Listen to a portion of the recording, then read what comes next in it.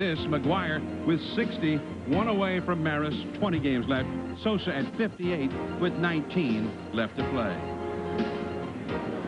Hello, everyone. I'm John Miller along with Joe Morgan, and we are excited, aren't we? Yes, we are. Oh, man. We are thrilled to be here today as Mark McGwire is just one away from equaling Maris. Maris's family is here. And, Joe, we got a couple of guys here who come from disparate backgrounds. Sosa, who never played baseball till he was 14, he was too busy to support his family when he was a young kid. Mark McGwire, the son of a dentist from Southern California. They have traveled different roads to get here for sure, but now they seem like the closest of friends. They'll be forever linked as they make their historic charge. Well, I think they've really grown together in the last couple of weeks, John. For a couple of weeks there, it seemed like Mark McGwire was not enjoying it. People were calling him surly. They say he really wasn't being cooperative. And he went to play the Cubs, and he saw Sammy Sosa smiling every day and having a good time. And since that time, I believe that Mark McGwire has started to enjoy this chase. When I talked to him the last couple of days, I mean, he's just really smiling, and he says, I'm looking forward to it. So I think it's been great for both of them to have each other. They have different challenges today, that's for sure. Darren Oliver, a young left-hander, will be facing Sosa for the Cardinals, and Mike Morgan, veteran right-hander, will be going up against McGwire for the Cubs. And that's exactly right, John. You have the experience of Mike Morgan going against McGwire against the stuff of Darren Oliver. Darren Oliver has great stuff, good fastball, good curveball. He will come after and challenge Sosa a lot of times. I think what you'll see from Mike Morgan, he will try to feature the high fastball to Mark McGwire, get him to chase sliders away and splitters. So I think it's going to be a great matchup, the crafty veteran and the young kid. Mike Morgan began his big league career as an 18-year-old with Oakland. He's standing by with our Dave Campbell. John, thanks, Mike. A veteran pitcher, but still a lot of pressure today, the home run chase. But your team is very much in a race also. Well, that's the most important thing, Dave, is the wild card chase for, our ball club at this point in time. And since, I've been traded over from Minnesota, I've been called upon to do a job. As of lately, I haven't pitched too well for him, but we've won both of my starts. And I'm not naive to the, what's going on. I know what's going on with the McGwire chase and the Sammy Sosa deal, going for Roger Maris's record. But I'd like to touch on it's great for baseball in general. I mean, baseball kind of took a little bit of a beating in '94. It's back on its feet again, the greatest game of all times. And it's a great opportunity for the game to come back, and it's a great opportunity for Mike Morgan to be pitching a game like this today that means something for our team and that means something for the game of baseball. One of the spies in your clubhouse told me you have given up one historic home run. Yeah, Yaz got me in 1979, his 400th home run when I was 19 years old in Fenway. So I'm in the books on one, and if I happen to get in the books on another occasion, but the Cubs win the game, then I've done my job. Thanks. John? It's the Cubs and the Cardinals before the sellout crowd and all of you. Sosa and McGwire, center stage.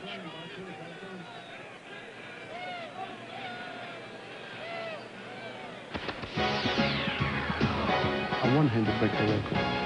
I think if he breaks the record, it's going to satisfy a lot of people. I don't know how the media would take that, to tell you the truth. Two guys breaking the record in 1 year, and it's possibly, it can't happen.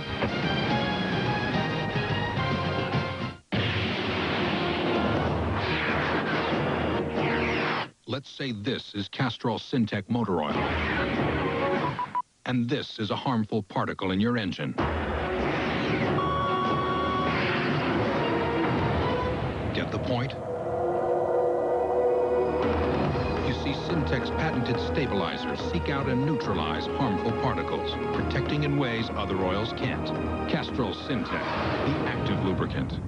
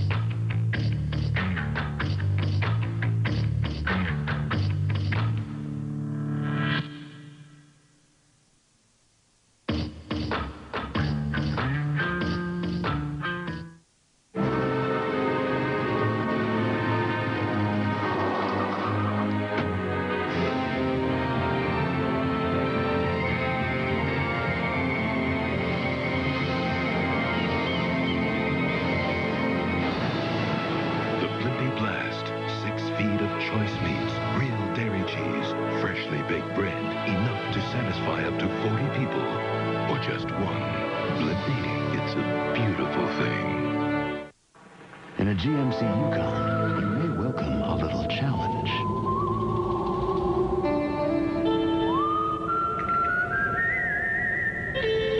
A little mountain climbing. With horsepower that leads its class, Yukon dominates the road. Even towing feels like child's play. Yukon by GMC. It puts you comfortably in command.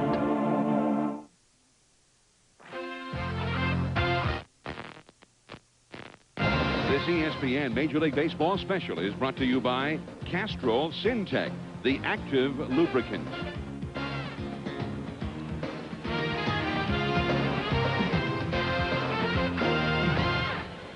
That's the scene high above Busch Stadium in St. Louis.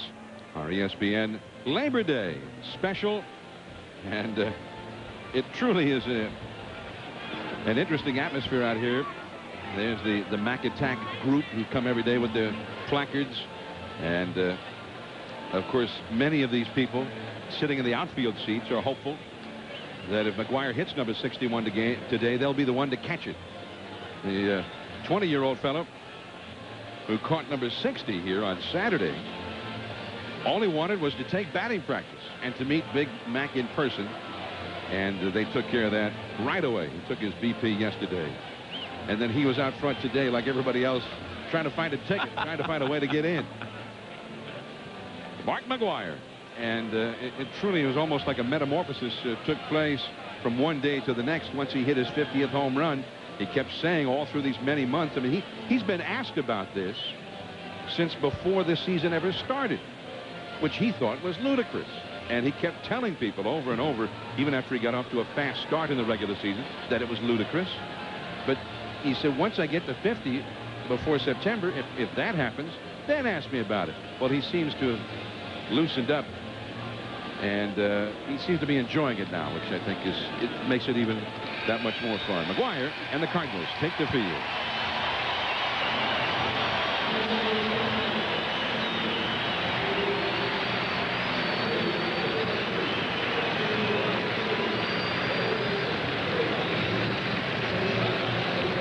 The Cardinals, who are headed nowhere this year, 4 games under 500. So McGwire and his chase of Maris has become the season, really, for the Cardinals. Here's the AMC Sierra Cubs batting order. It'll be Lance Johnson in center field. Jose Hernandez has had a fine year at shortstop. Mark Grace at first base, hitting third. Sammy Sosa will hit cleanup against the left-hander. And look at this, 21 homers in his last 39 games. Glenn Allen Hill in left field. Gary Gaetti, the former Cardinal, at third base. Mickey Morandini is at second base. Scott Service is the catcher, hitting 8th. And Mike Morgan, the veteran right-hander, is on the mound, just recently acquired from the Minnesota Twins. And on the mound, the former Texas Rangers left-hander Darren Oliver, acquired in the Todd Stottlemyre-Royce Clayton trade from Texas. And that's his overall record for both Texas and St. Louis.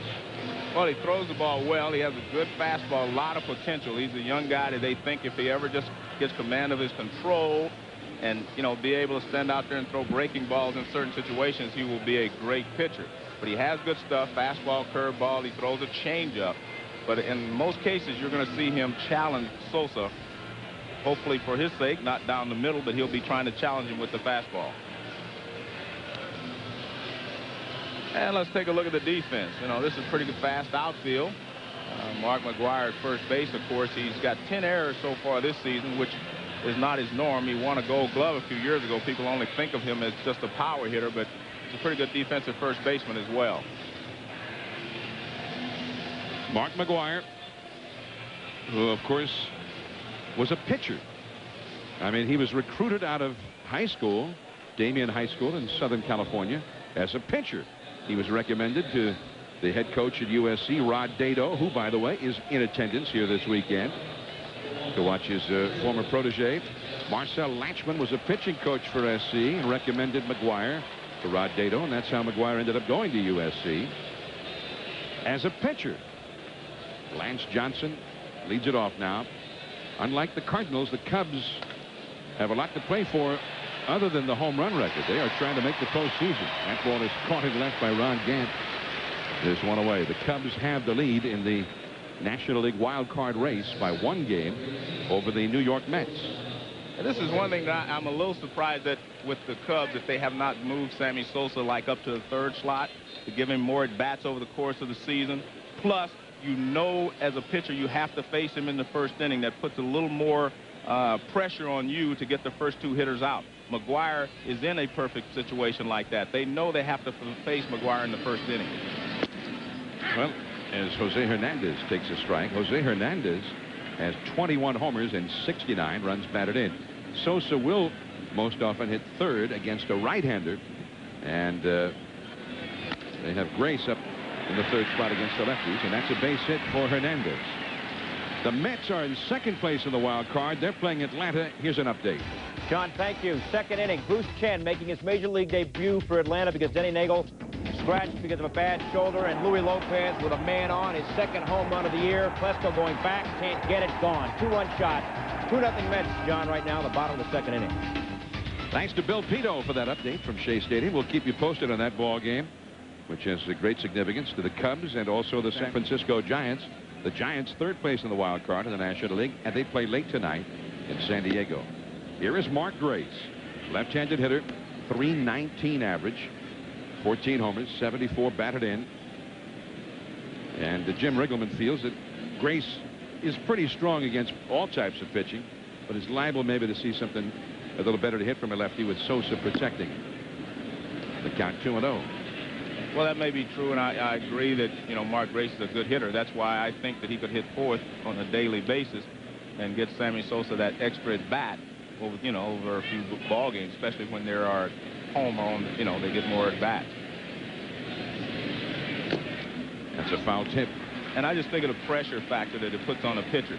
I mean, when Mike Morgan walks out there, he's going to face Delino DeShields, but he's thinking Mark McGwire's 3rd. And in this case, you know, Darren Oliver says, if I get the first 3 guys out, I don't even have to worry about Sammy Sosa. 2-1 the count. And even now, if he could get Grace to hit a double play, he would not have to face Sosa. And Grace has grounded into 17 double plays. Ironically, he and Sosa are tied for the club lead in that category. Sosa and Grace both hit the ball hard, and they, or at least Grace is not that fast a runner. 2-1 the count. Hernandez not running. In the air to left. Gant. 2 down, and now Sammy Sosa will arrive center stage. Well, then one thing to note, the first couple of hitters here, the first 3 hitters will hit the ball hard.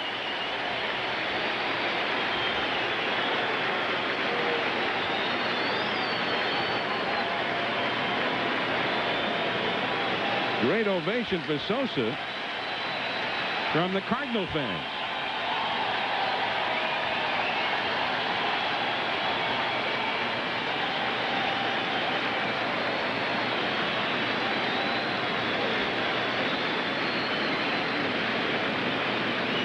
Sammy Sosa standing in. John Miller and Joe Morgan with you from St. Louis. We're in the 1st inning.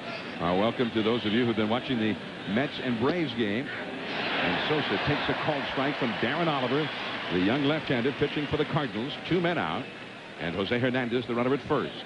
Sosa with 58 home runs, 140 runs batted in.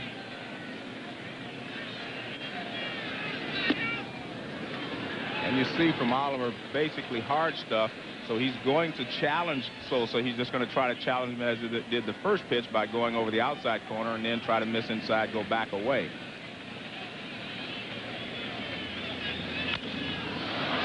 Popped up to who else? Mark McGwire.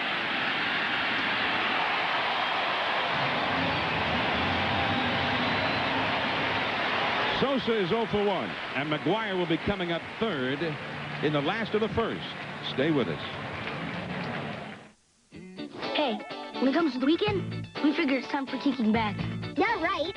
Now there's a car that helps your supercharged family take leisure to a new extreme. The supercharged Regal GS. Besides having more standard safety features than any car in its class, Regal also has room for 5 very supercharged people. And all their supercharged toys. The Regal GS by Buick, official car of the supercharged family.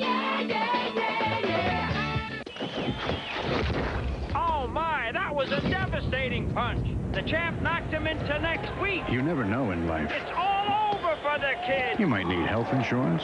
It's going to be a while before we see him in the ring again. You might need long-term care insurance. But don't forget, folks, the kid is leaving here tonight with a $2 million purse. You might need help with investments. That should ease his pain some.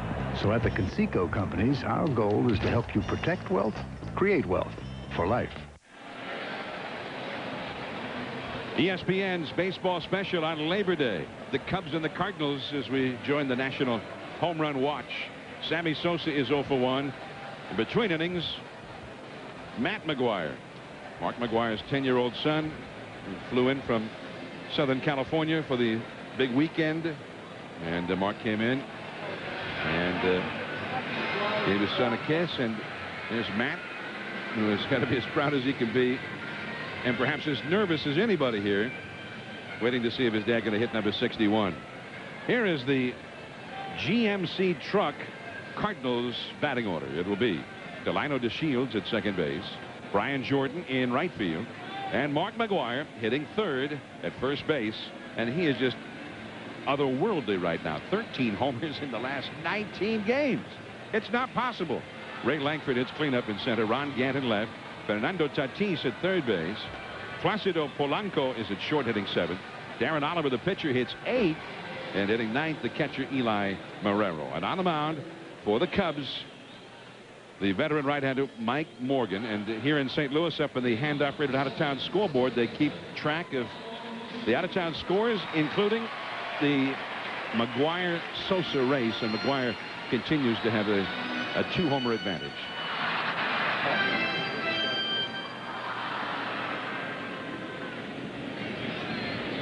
Delino DeShields leads it off, hitting .298. Bluffs the bunt, takes a called strike.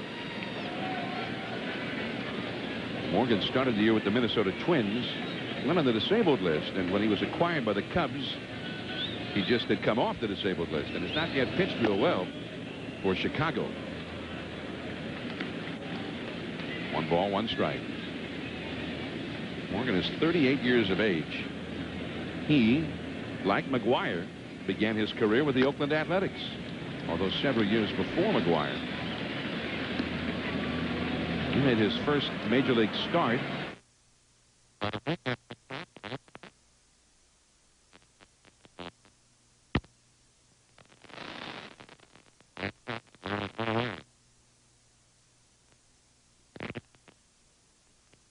hitting the ball hard here in the early going. Well, I think, again, that first inning is tough for the pitchers. I mean, I think they're a little nervous, too.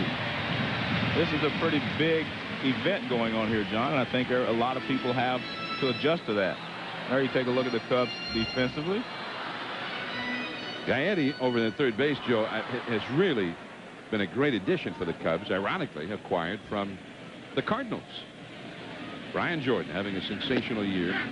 He's strength to the outside. Jordan is hitting .317, 23 homers, 32 doubles, 7 triples, plays a great outfield, and will be a free agent at the end of the year. A little bit low on the outside. 1 ball, 1 strike. Mark McGwire has come out of the on-deck circle. As you said in the first inning, Joe, with the Cardinals or the Cubs batting, no question about having to face McGwire in the first inning. Ran that one into the hands. 1 ball, 2 strikes.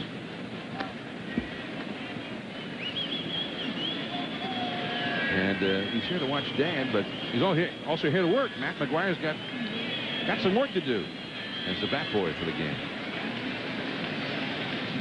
Hot, humid, hazy day in St. Louis. Pulled it outside. 2 balls, 2 strikes. 93 degrees, the game time temperature here on the shores of the Mississippi. The wind is blowing out toward left field. Run out of the hill, and that's at number 2, and now McGwire.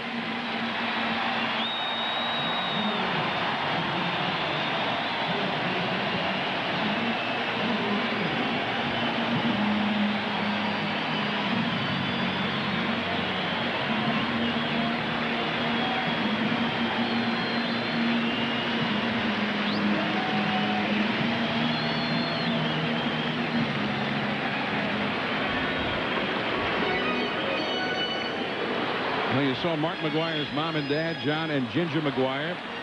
Mark McGwire's son. And they're all here now with everyone else as Mark McGwire comes to the plate and a tough slider. Nice pitch, 0-1. Well, the one thing they did, you may not have noticed, the umpire had to change balls. They get a new batch of balls when McGwire comes up, so they will be able to identify the record home run ball, or the tying and the breaking of the record ball. The family of Roger Maris also came to town. 4 children. Pat Maris, the widow of Roger Maris, had to be hospitalized upon arrival. That ball is gone if it's fair. It is a home run. Number 61. He has tied Maris.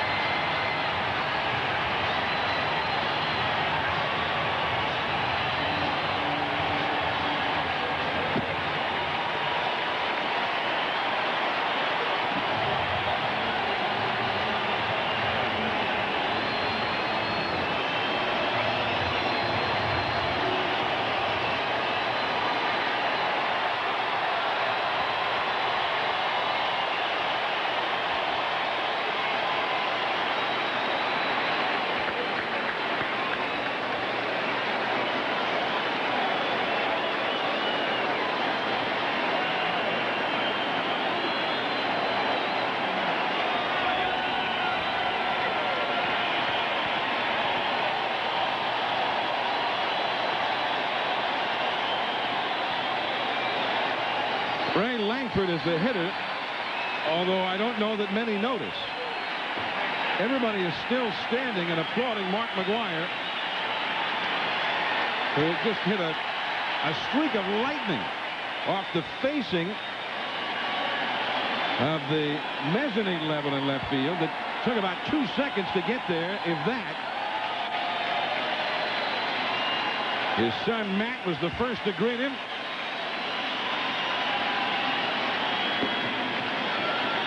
And 3-0 to Langford. There's no one alive that knows how he feels about now. Roger Maris would be the only one that would really know how he feels.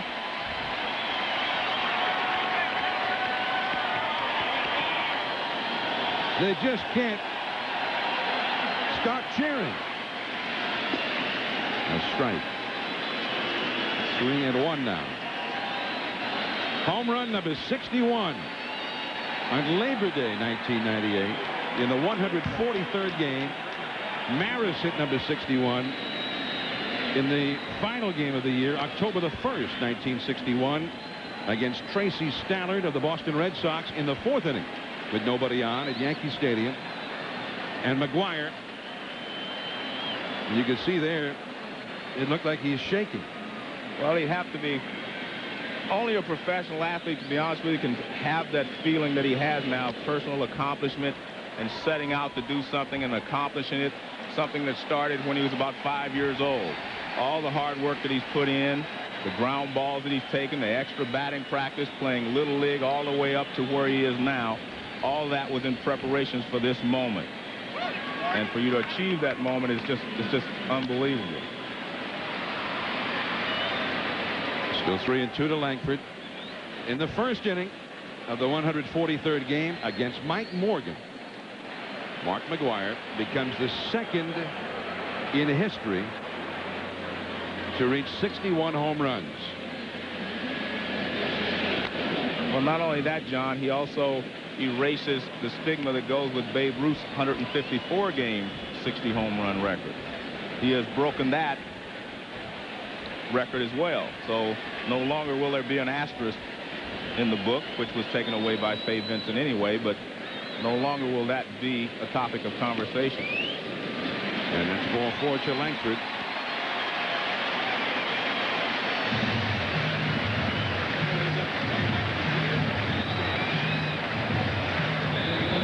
Two down, runner at first, and Ron Gant. And Roger has company now at 61. Again, as we had started to mention, Roger Maris's widow, Mrs. Pat Maris, when she arrived here in town, actually started feeling ill on the flight to St. Louis, as we understand it, and had to be hospitalized, although they say she's doing fine now. Langford running, and he easily steals second base.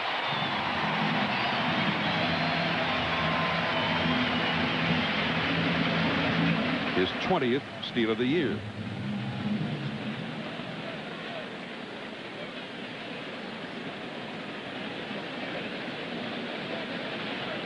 Well, number 60 for McGwire was not the kind of McGwire-ian home run that we've come to expect. It was a high, towering fly ball that landed in the seats in left field. But this one, this was quite a shot. And Jerry Roach, 6'2", C1, and what was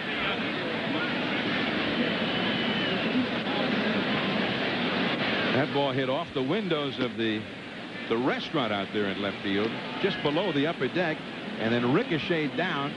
And you just saw the point in the, I guess, the first or second row right down there in the lower level where it landed. So somebody down there was able to retrieve the carom. And Ron Gant has a walk.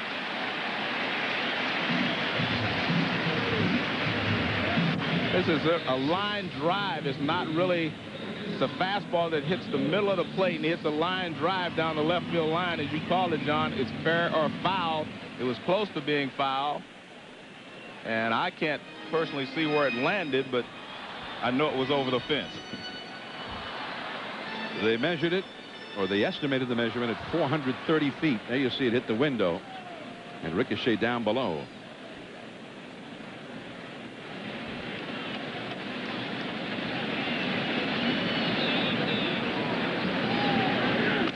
This is young Fernando Tatis, acquired from Texas. First ball swinging. Grace has to put out. But Mark McGwire has a share of history now. 61 homers. It is now Maris and McGwire. Not quite 37 years to the date of Maris's hitting number 61. And another ovation for McGwire.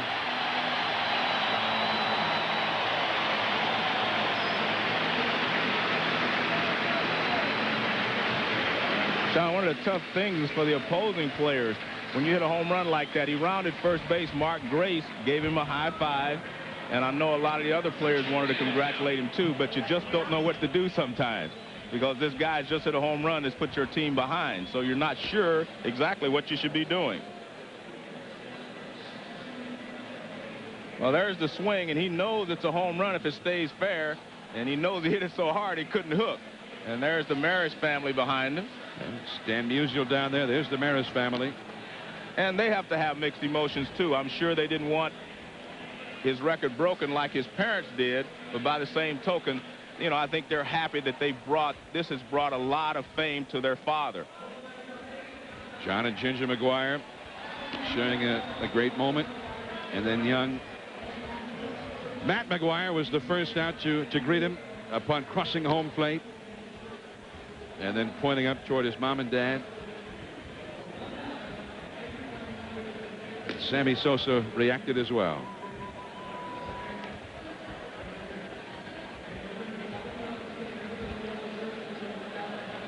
And then the fans just would not stop cheering. McGwire came out and took one bow, but the cheering continued long after that. And John, you could see, I mean, even Sammy Sosa, I mean, he's out there clapping, but he doesn't do it with a lot of emotion because, I mean, you don't want your starting pitcher to see you out there clapping because you just gave up a home run to the opposition.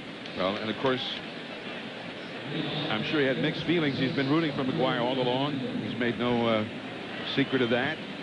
But at the same time, his ball club is in a pennant race, trying to make October baseball. And Sosa has been saying over and over again, that is the primary goal for him, not the home run record. Darren Oliver back to work now to Glen Allen Hill. 1 ball, 1 strike to count. Hill, Gaetti, and Morandini for the Cubs. McGwire. Oliver got a late break over there, and Hill is safe. Oliver did not break off the mound immediately, and it cost him.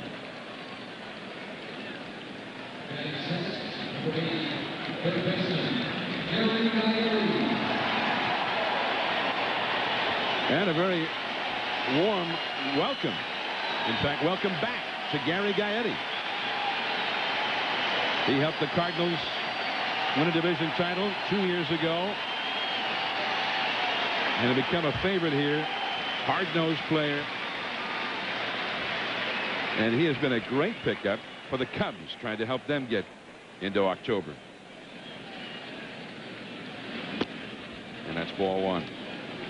Joe, you mentioned the players not quite sure how to react, because certainly the Cubs players in the field were excited to be a part of the great moment.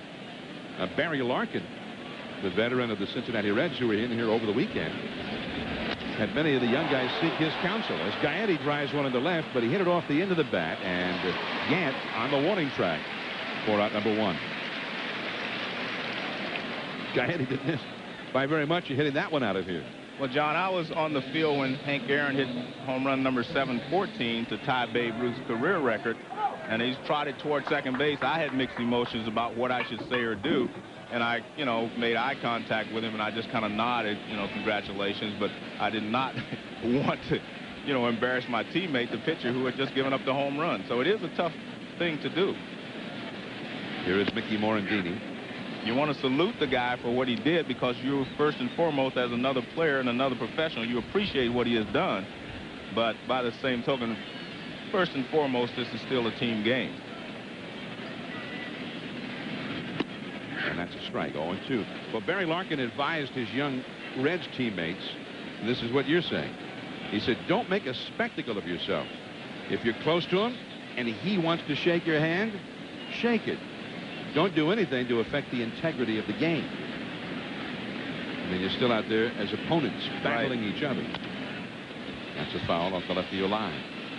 And it's easy to get caught up in the moment, when something like that happens. But again, this is a team game. I caught number 57. Big Mac hit me 62. He's not satisfied with just number 57. And back to the bag is Glen Allen Hill. 1-0. The Cardinals lead in the second inning on McGwire's laser beam of a home run.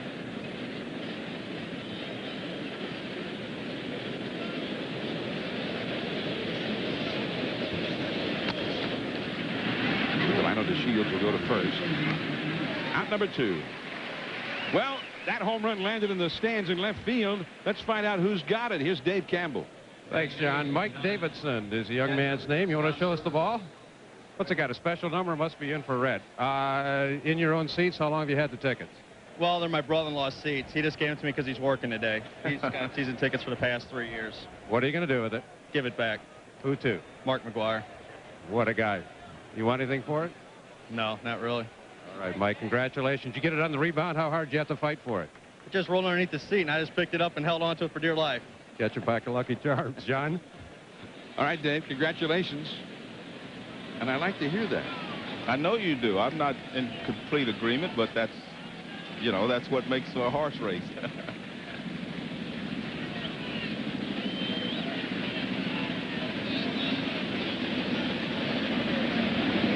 Well, he may have some friends and neighbors and even family who say, you schmuck, you could have sold that for a fortune. And there he is. It fell under the seat, and he picked it up. And then they piled on.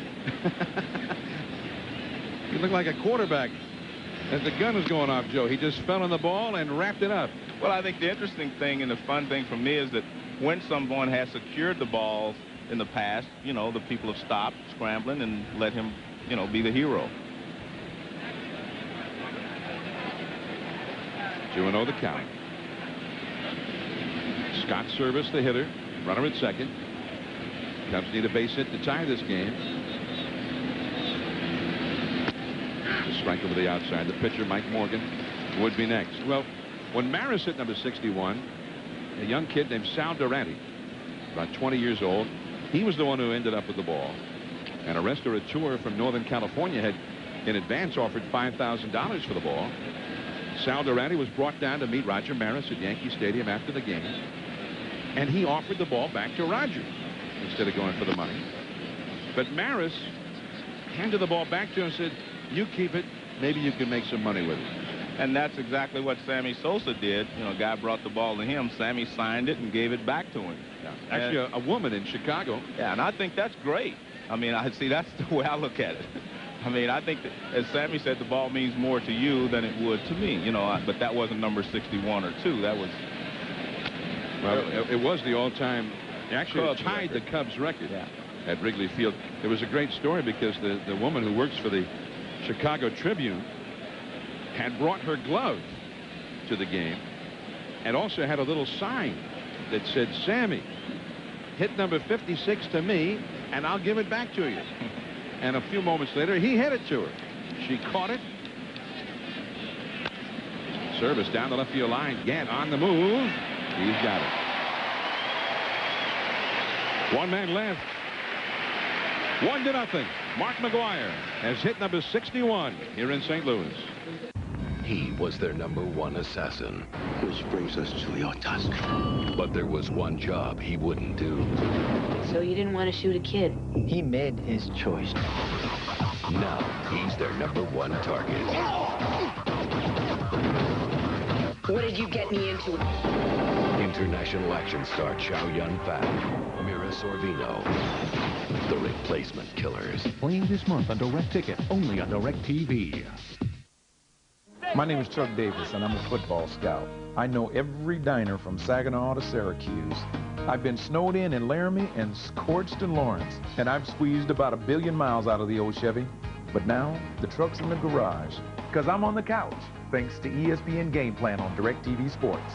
I called 1-800-GET-SPORTS, and now I'll see up to 10 regular season Division I college games every Saturday and never leave home. Order right now and get ESPN Game Plan for just $79. That's $10 off the $98 regular season price. Follow your favorites from top conferences like the Big Ten, Pac-10, Big 12, SEC, ACC, the WAC, and the Big East. The big games, the great plays, the teams that you want to see. Coach Osborne, I got to hand it to you. ESPN Game Plan's the only way to go. No kidding, Chuck. Just remember, we got the Huskers in 15 minutes. Nebraska, they any good this year? No.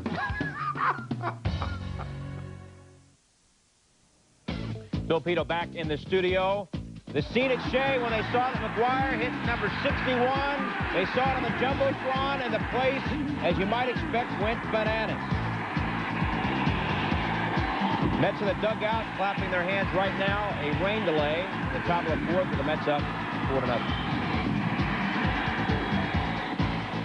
So the Mets have a big lead there at Shea, but the same thing happening at Shea virtually that was happening here. The fans erupted in a huge ovation upon getting a look at Big Mac hitting number 61. And, of course, that shot was from New York. And you can see the players there can voice their opinion and show that they enjoyed it because they're not, you know, involved in the game here. Yeah.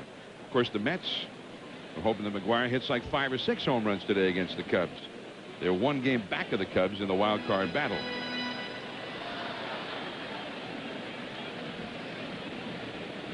Here is Placido Polanco, the rookie shortstop for the Cardinals, to bat against Mike Morgan. 1-0. The Cardinals lead on McGwire's home run. I was in Los Angeles over the weekend, and on Saturday, at least 3 hours after McGwire had hit number 60 here, between innings at Dodger Stadium, They ran a videotape on the big board in left field of McGwire hitting the home run. And Polanco is thrown out by Hernandez. There is one away. Immediately when McGwire appeared on the screen, Dodger Stadium erupted in an ovation. And then when he hit the home run, 3 hours later, I mean, the videotape of him hitting the home run, Dodger Stadium erupted just as if it had happened there. So that's a place where they don't love the Cardinals. They don't love the opposition. Shea Stadium, a hostile enemy place if you're the opposition. But the country and beyond the country captivated by McGwire and Sosa. Darren Oliver, the pitcher. Hard to brace, but a nice pickup. He made it look easier than it was, I think. 2 down. John, I want to read your statement. You talk about class, and I agree with you. That young fella out there in left field has class. I want to read something that Philippe Alou said, and I've always known that Philippe Alou had a lot of class. He says, the game of baseball is more important than keeping any one player from a record. He said, you should never interfere with the integrity of the game. It's sacred, and it's up to all of us who put on a Major League uniform to make sure the game stays above all else. And I guess the point there is that, you know, you have to go ahead and play the game the way it's supposed to be played. And I like that. And I think that's kind of tells you a lot about Philippe Alou, you know, just the way that he thinks as a manager. His job is to still keep the integrity of the game at the forefront. Not just go out there and walk McGwire and don't pitch to him and, you know, make a farce of the game. Eli Marrero, the hitter.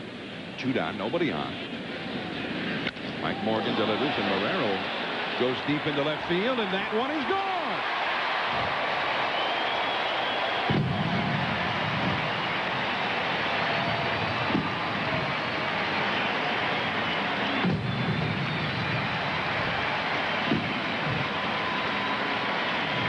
On the day where McGwire hit his 61st, Eli Marrero, the man they think will be the catcher here for a good many years to come, hits his 4th.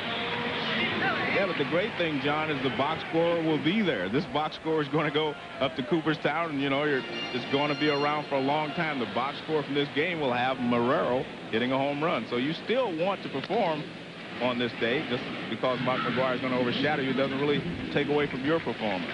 Delano DeShields grounds out. So to be in the lineup with him, an honor. But to be right next to him in the home run column in that box score, that's special.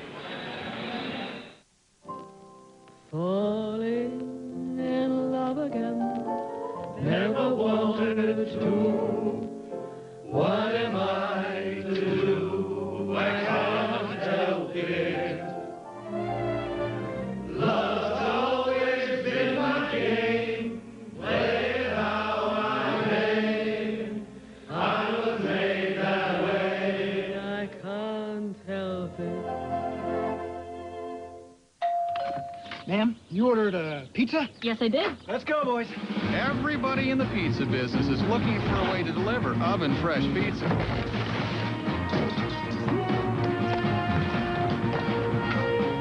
Domino's has a better idea. Man, we'll need that back. The new Domino's Heat Wave, the only delivery bag that's like a portable oven. Now Domino's pizza is hotter, bubblier, and more delicious than ever. Get a large with up to 3 toppings for just $9.99. Domino's, delivering to millions smiles a day. He was an ace player who gave up cards to go to law school. But just when his life was coming together... I gotta go. Come on, I'll be really quick. You won't feel a thing. His best friend got in trouble with the mob. 25 grand or I start breaking things. You're fixing to go down hard. And now, he's got to play the game of his life to save him. I can't stay for this. He's like my brother. Deal. Matt Damon, Edward Norton, and introducing Gretchen Mol. Rounders, rated R. Starts Friday in theaters everywhere.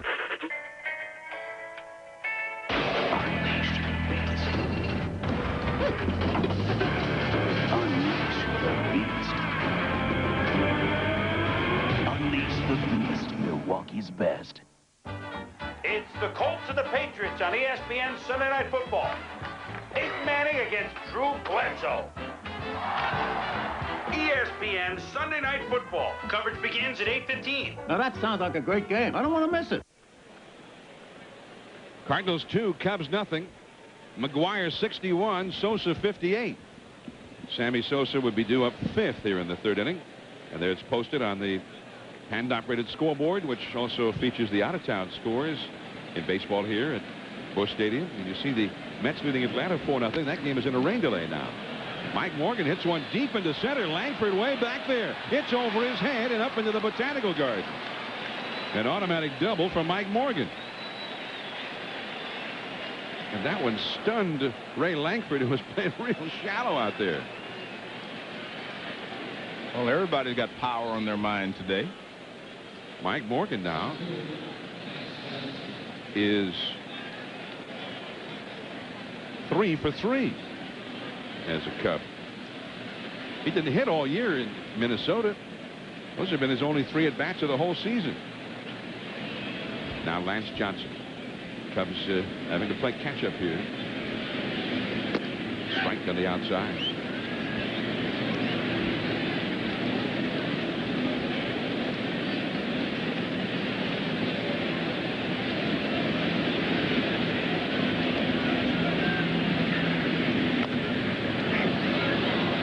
Shallow center.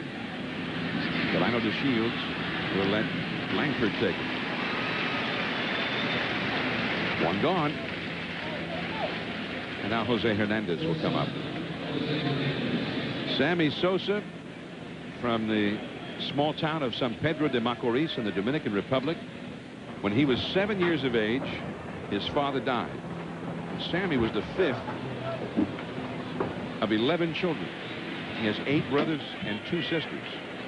So when he was 7 years old, the family, the mother and all of those children, left to fend for themselves, and everybody worked, including Sammy, who became a shoe shine boy, got 20 cents per shoe shine.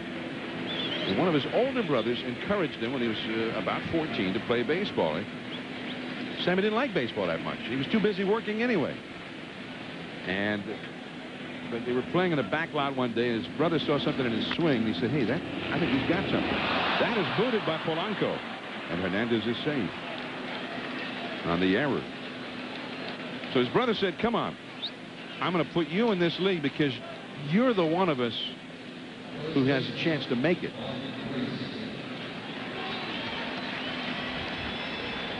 Ground ball is shortstop. He doesn't get in front of it, and the ball gets away from shortstop. So 2 men on, and now Mark Grace is up, and unless Grace hits a double play, Sosa would follow him. So the big hitters are up now for the Cubs with 2 men on, 1 man out in the 3rd inning, and that's a ball. So Sosa, inspired by the idea that maybe he could make it and bring some serious money into the family, then at the urging of his brother, pursued baseball. He had no money for a glove or for shoes. He used a stick for a bat and a halved milk carton for a glove. He'd just use it until it would fall apart, and they'd get another milk carton. He says he was a young guy, had not played much ball, and the way Sammy puts it, he says, I got everything from God. I started playing well, and 2 years later, he was signed by the Texas Rangers at age 16.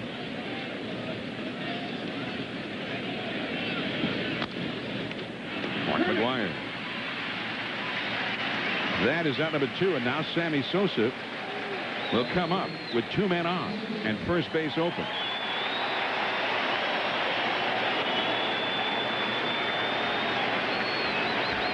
And the Cardinals fans really have showed a lot of class here, by the reception they're giving Sammy Sosa. I mean, it's just amazing. But I think the Cardinal fans have always been big baseball fans first. And this is, for all these many years, been one of the great rivalries, not just in baseball, but in all of sports. 2 great franchises dating back into the 19th century. 2 natural rivals for more than 100 years. And there's ball 1 to Sammy Sosa. He fouled out to McGwire his first time. And they're booing on a ball to Sammy Sosa like they boo if you throw a ball to Mark McGwire. But you mentioned there are probably a lot of Cubs fans here. Beautiful pitch by Oliver over the outside. A base hit to the outfield could tie the game. And remember, Sosa has 140 runs batted in. Morgan at third base, Hernandez at second base. 2-0 St. Louis. Way outside, 2-1. Now, this is no time to be fooling around with Sammy Sosa. Well, I agree. But, I mean, you still feel like it's early in the ball game. You try to get him out because the more people you put on base, John, the more times you turn over the lineup. So, from a pitcher's perspective, you try to get everyone out. And it's still early in the ball game. I don't think they would pitch to him in the 7th or the 8th inning. The man on deck has pretty good power, Glenn Allen Hill. High and foul off the right field line. And there's one of the differences, too, Joe, between McGwire and Sosa. Sosa will hit a home run to right field, and in fact has hit several. In fact, this week, his last 3 home runs, have gone the other way. 2 in Pittsburgh over the weekend. But I think the reason for that is that Sosa's not as strong as McGwire. In fact, I don't know who is, but and so the ball's away from him. He can't pull it back and hit it over the center field wall like McGwire can. So he has to go with the pitch if it's out there. Ooh, curveball got him looking. The big hammer from Darren Oliver. Sosa is 0 for 2. McGwire coming up second. Get back in place. What if I don't like my place? On October 2nd, We got us a troublemaker. see the world Buckle up, Spanky. from a whole new perspective. You want to watch that aggressive behavior. Ants, rated PG. We're supposed to be social insects. For 100 years, Biv the Michelin Man has symbolized our never-ending quest to invent the best tires in the world. Michelin, celebrating 100 years of innovation.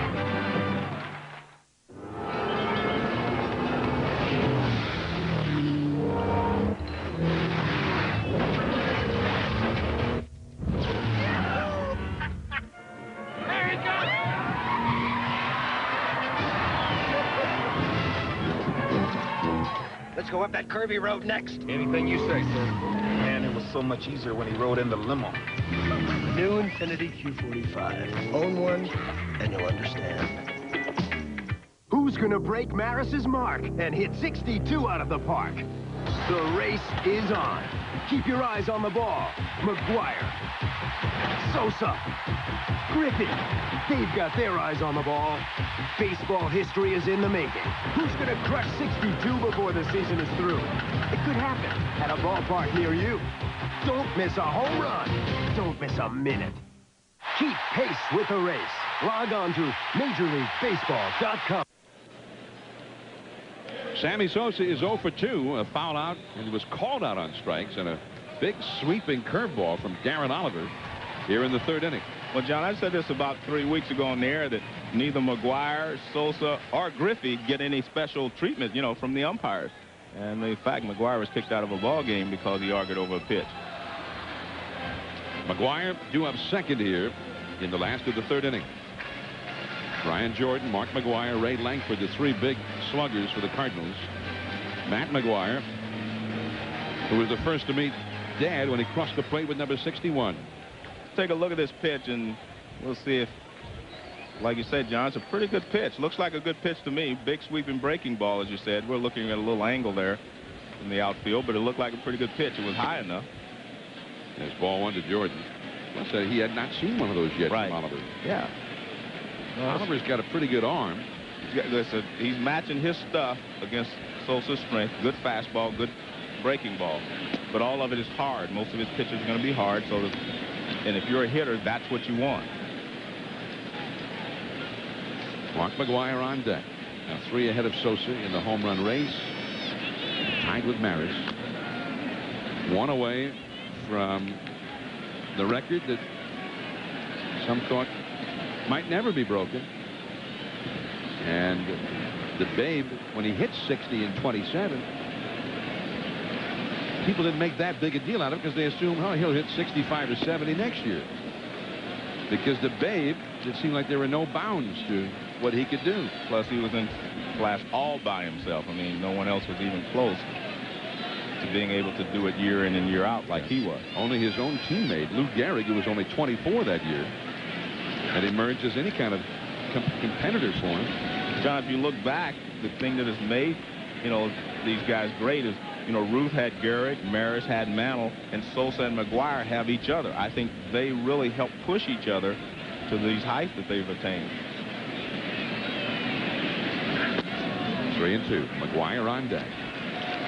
Babe Ruth started his Major League career as a pitcher, and he was one of the best pitchers in the American League as the Boston Red Sox. Mark McGwire went to college as a pitcher. And a curveball got him looking. And now McGwire.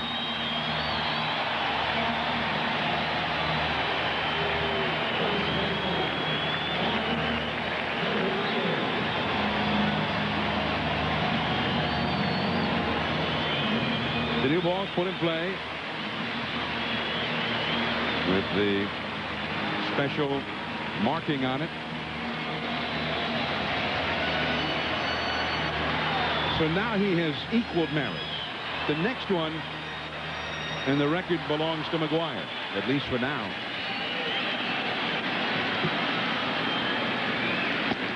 Ball one. The fans definitely do not want him to take a walk. 2-0.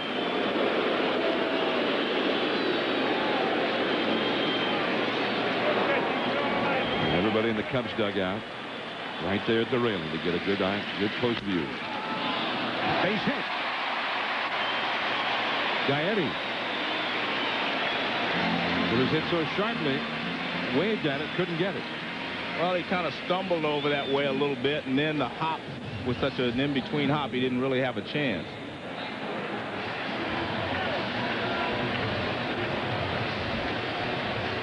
Well, you see the target low and away. It's fastball down, but it's over the middle of the plate. And watch Gaetti. See, it's the hop right there, the skid. It kind of skidded.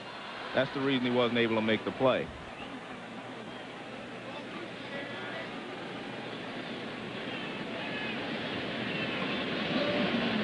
Ray Langford. McGwire at first. And that's a ball. And, John, if anybody wonders, you know, Mark McGwire does all of his damage with a 34.5-inch, 33-ounce bat. And Sammy Sosa uses a 34.5-inch, 32-ounce bat. Interesting story about McGwire's bat. I played for the Oakland A's in 1984 along with Davey Lopes. So when the season was over, they sent all of our bats down the instructional league, and Mark McGwire was down there. And he picked mine up. He said, it's too small, threw it away. Picked up Davey Lopes, and he said, this feels perfect. And he's used the Davey Lopes bat ever since that time. Nice pickup at second. And Morandini throws out Ray Langford. McGwire takes second. We're talking about the bats that they use. There's Sosa's bat, McGwire's, and also the one that Roger Maris used the day he hit number 61. Well, the interesting thing is that they're all relatively thin handle bats with a medium barrel. They're all pretty similar. Sammy Sosa often uses, you know, a black bat, but they're all very similar. Well, Sosa said lately he's been using Glenn Allen Hill's bat. And Glenn Allen Hill. Well, that one hits Ron Gant, and the bases are loaded. I beg your pardon. First and second. That was the coach over there at first base, not a base runner. Dave McKay, the coach over there. So, although he was standing on the bag, he was not actually a runner. Well, Ron Gant really doesn't have any place to go here. Gets him right in the middle of the back. He just kind of turns away. Pitch way off the plate inside. Glenn Allen Hill says, hey, he's using my bat, but I'm not going to take any credit for anything that he's doing. He says, although I would like to see my bat end up in Cooperstown. Well, Davey Lopes told McGwire, he says, it didn't work that well for me anyway. I'm glad you can use it. Davey Lopes once hit 27 or 28 home runs in a season. Got 28, I believe, in 1979. Coaching with the San Diego Padres. 2 on, 2 out. The Cardinals already leading 2-0. And a guy that I think should be a manager.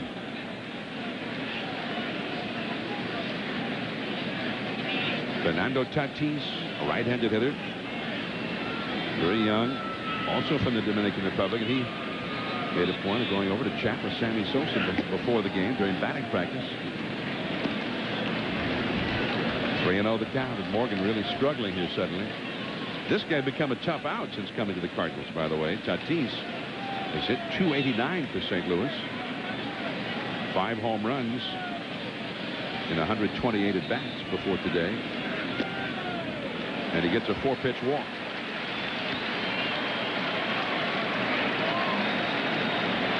The bases are loaded for Placido Polanco. Phil Regan, the pitching coach, is heading out to the mound. McGwire at third, Gant at second. Tatis goes over to first.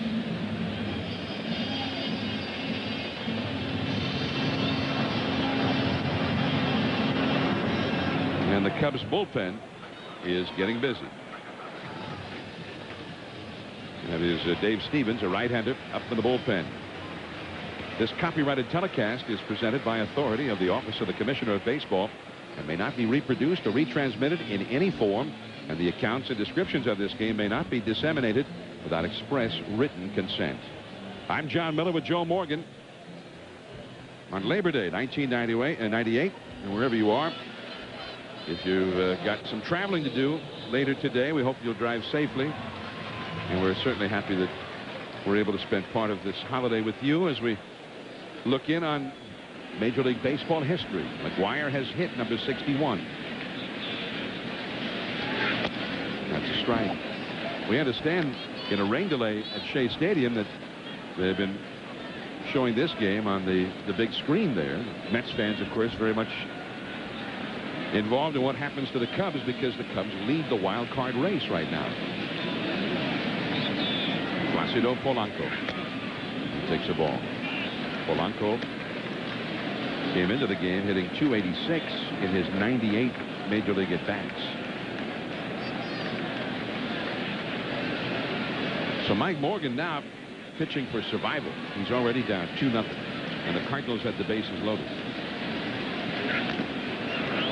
And the slider, 1 ball, 2 strikes. Well, there you can see why a lot of people think that Tatis is going to be,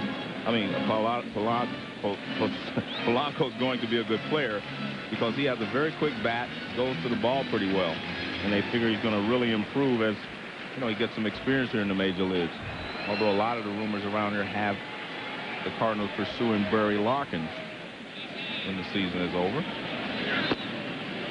Ball 2. They tried to get him during this season, and Walt Jocketty, the GM of the Cardinals, said that he and the Reds GM Jim Bowden just could not get together on an equitable trade, or at least one that Jocketty could live with.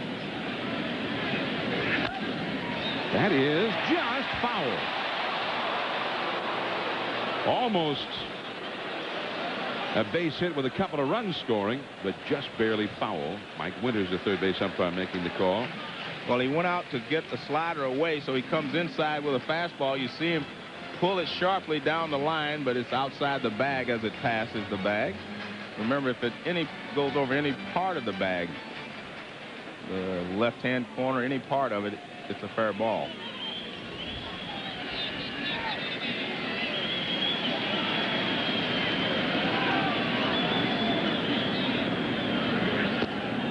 And it goes to 3-2. By the way, we watch Mark McGwire, one of the former Bash brothers from Oakland, hit his 61st. Jose Canseco in Toronto for the Red Hot Blue Jays hit his 41st today, a 3-run shot against Cleveland. Runners go. Gaetti in time. The Cardinals leave him loaded, and the Cubs are still right in this one. 2-0 St. Louis after 3.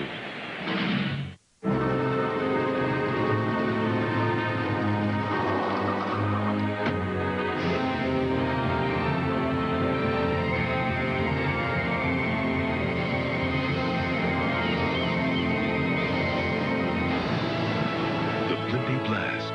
6 feet of choice meats, real dairy cheese, freshly baked bread, enough to satisfy up to 40 people. Or just one. Blimpie, it's a beautiful thing.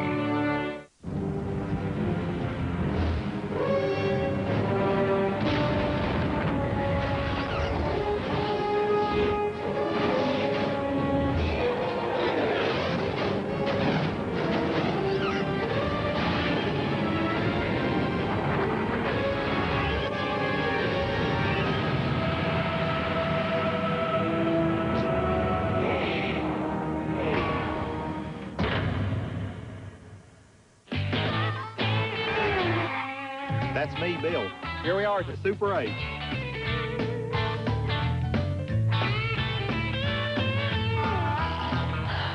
For reservations, call 1-800-800-8000. It starts here. It starts here. It also starts here and here. And it all starts right here at Walmart, home of the EverStart battery. All the coal cranking power your truck, car, boat, or more will ever need. Power you can count on when you need it most. And since it's at Walmart, you can also count on a good price.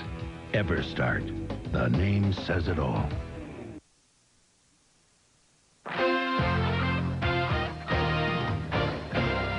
This ESPN Major League Baseball special is brought to you by EverStart Battery.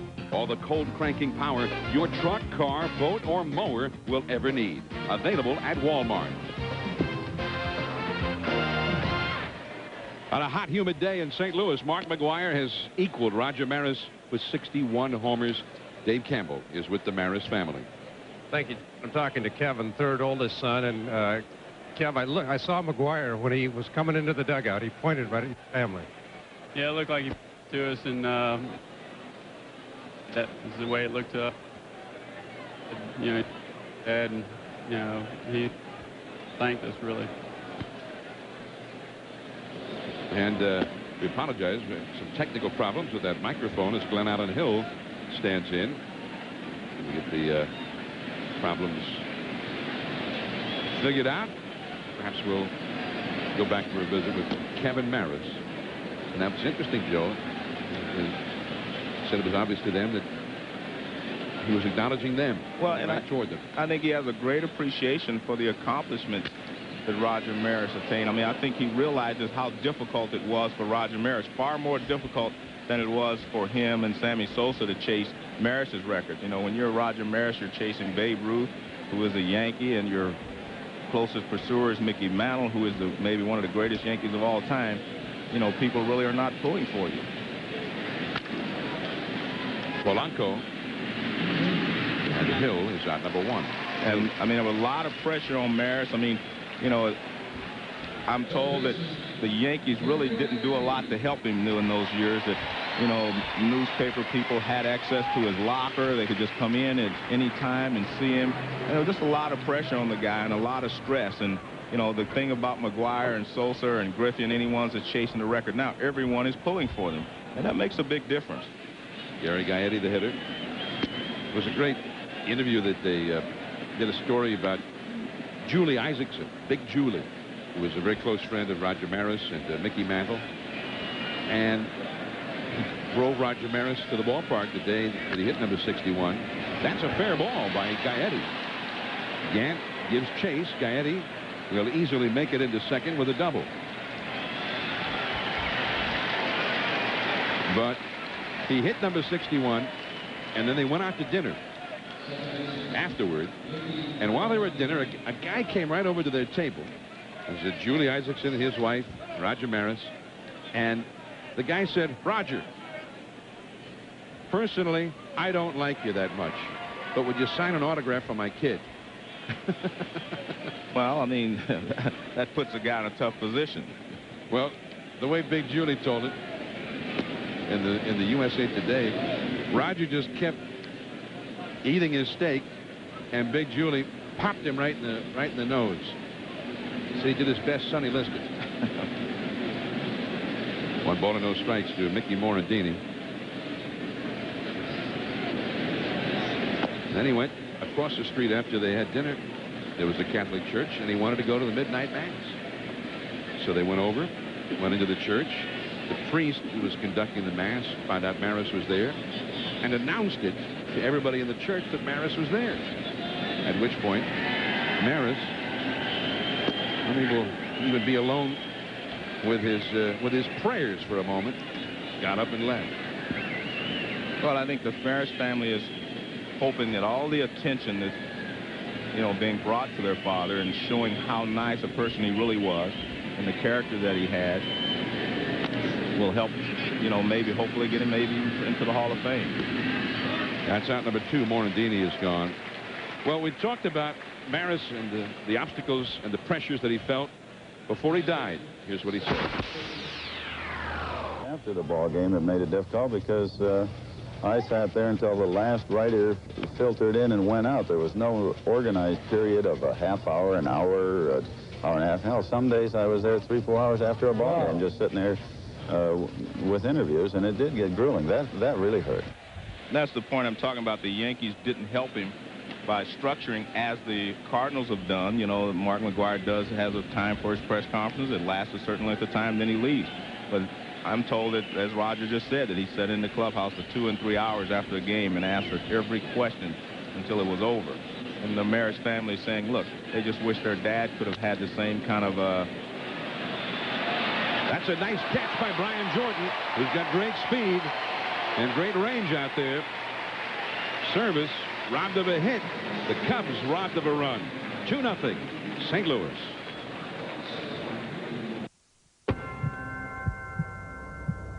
This time, it's not about the belt.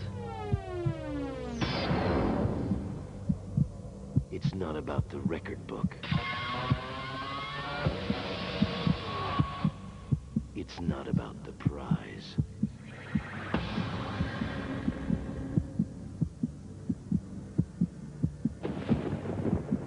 This time, it's personal. Oscar de la Hoya, Julio Cesar Chavez, Ultimate Revenge, plus Yori Boy Campas and Enrique Sanchez live on Direct Ticket. Friday, September 18th. De La Hoya versus Chavez. Ultimate Revenge. This time, it's personal. A man of honor. Danny Flynn's out. A woman of courage. You broke my heart. Separated by fate. How can I ask you to wait for me? Divided by family. Tell me you don't lose Danny Flynn. I'm not going to lose Donnie. From the acclaimed director of In the Name of the Father, Daniel Day-Lewis, Emily Watson. I've lived in silence with your face for 14 years, Maggie. The Boxer. Playing this month on Direct Ticket, only on Direct TV.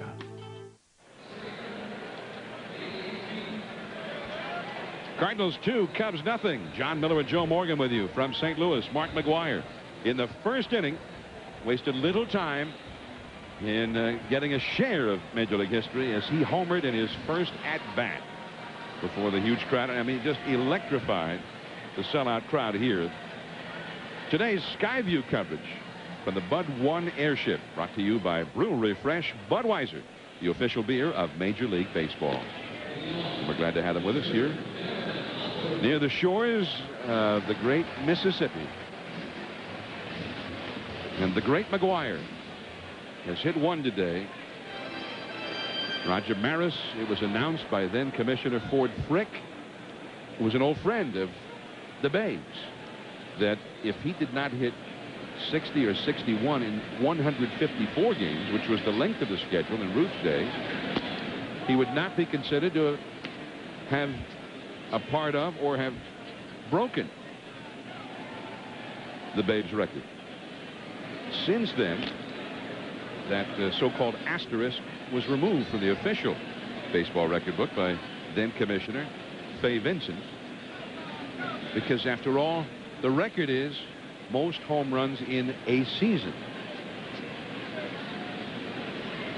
As Darren Oliver is at bat, there's the current commissioner, Bud Selig, in attendance today, as well he should be, which conspicuously 24 years ago, then Commissioner Bowie Kuhn was not in attendance the day that Hank Aaron passed the Babes all-time career home run record. And that always bothered Hank, too. 24 years later, it bothers me. Yeah, I agree with you. It bothered me at the time. It still does. And down on strikes is Darren Oliver. Because no matter what we ever say, whatever people think, the players are still the game. The players are the game, no one else. And I mean, you come to see the players. You saw the commissioner, Bud Selig, down there, and close by him in the commissioner's box, the legendary Stan Musial. There's Stan leaning around the railing, talking with Commissioner Selig.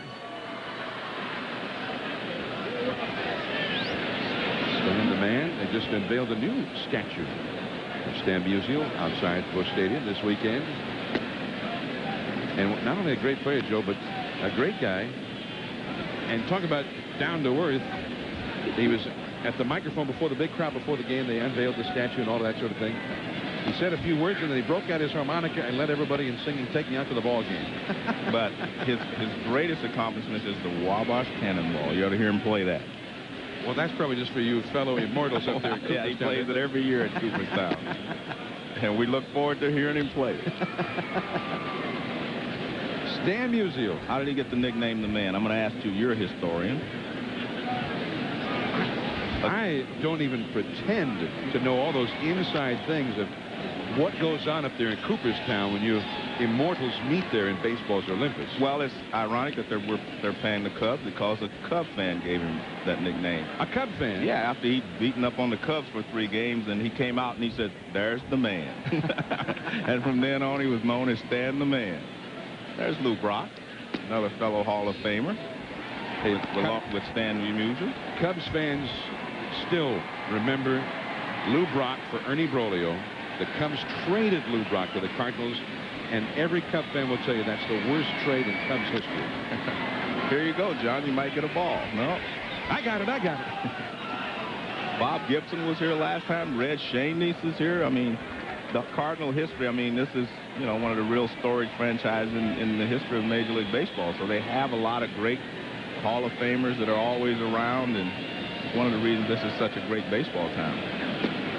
It's a walk for Eli Marrero, who homered his last time. Let's go back now to Dave Campbell. With Kevin Maris, Kev, it looked like when McGwire hit the home run, crossed the plate, shook hands, and then he pointed right at the box to the Maris family.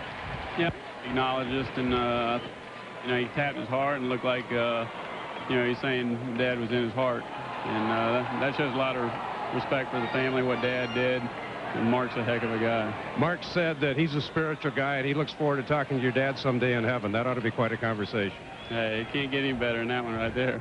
Yeah, thanks for the visit. Thank you. Okay, John.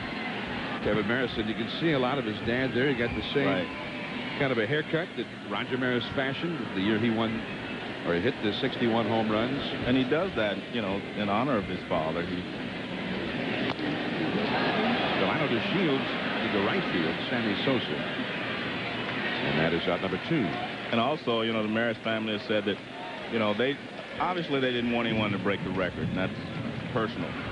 They said, but they could not have come up with a better script if it was going to be broken than to have 2 guys like McGwire and Sosa chasing it. 2 really good guys who really care about people and who really do a lot, you know, for other people. Here is Brian Jordan. If he can reach base, Mark McGwire and get another shot to bat here. McGuire's had 2 at-bats in the first 3 innings. They've had a lot of base runners in this game, which will give McGwire a chance to have maybe an extra plate appearance or 2. Jordan has lined to left and has been called out on strikes.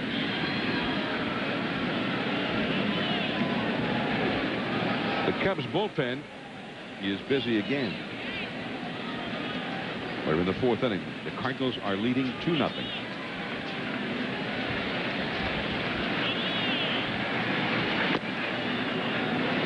And the count is 0-2. Rodney Myers, a right-hander, is up in the Cubs bullpen here in the 4th inning.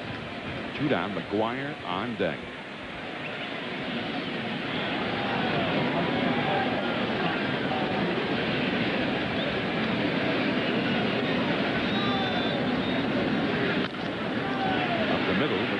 Second was Morandini, the long throw in the dirt, pulled out by Grace.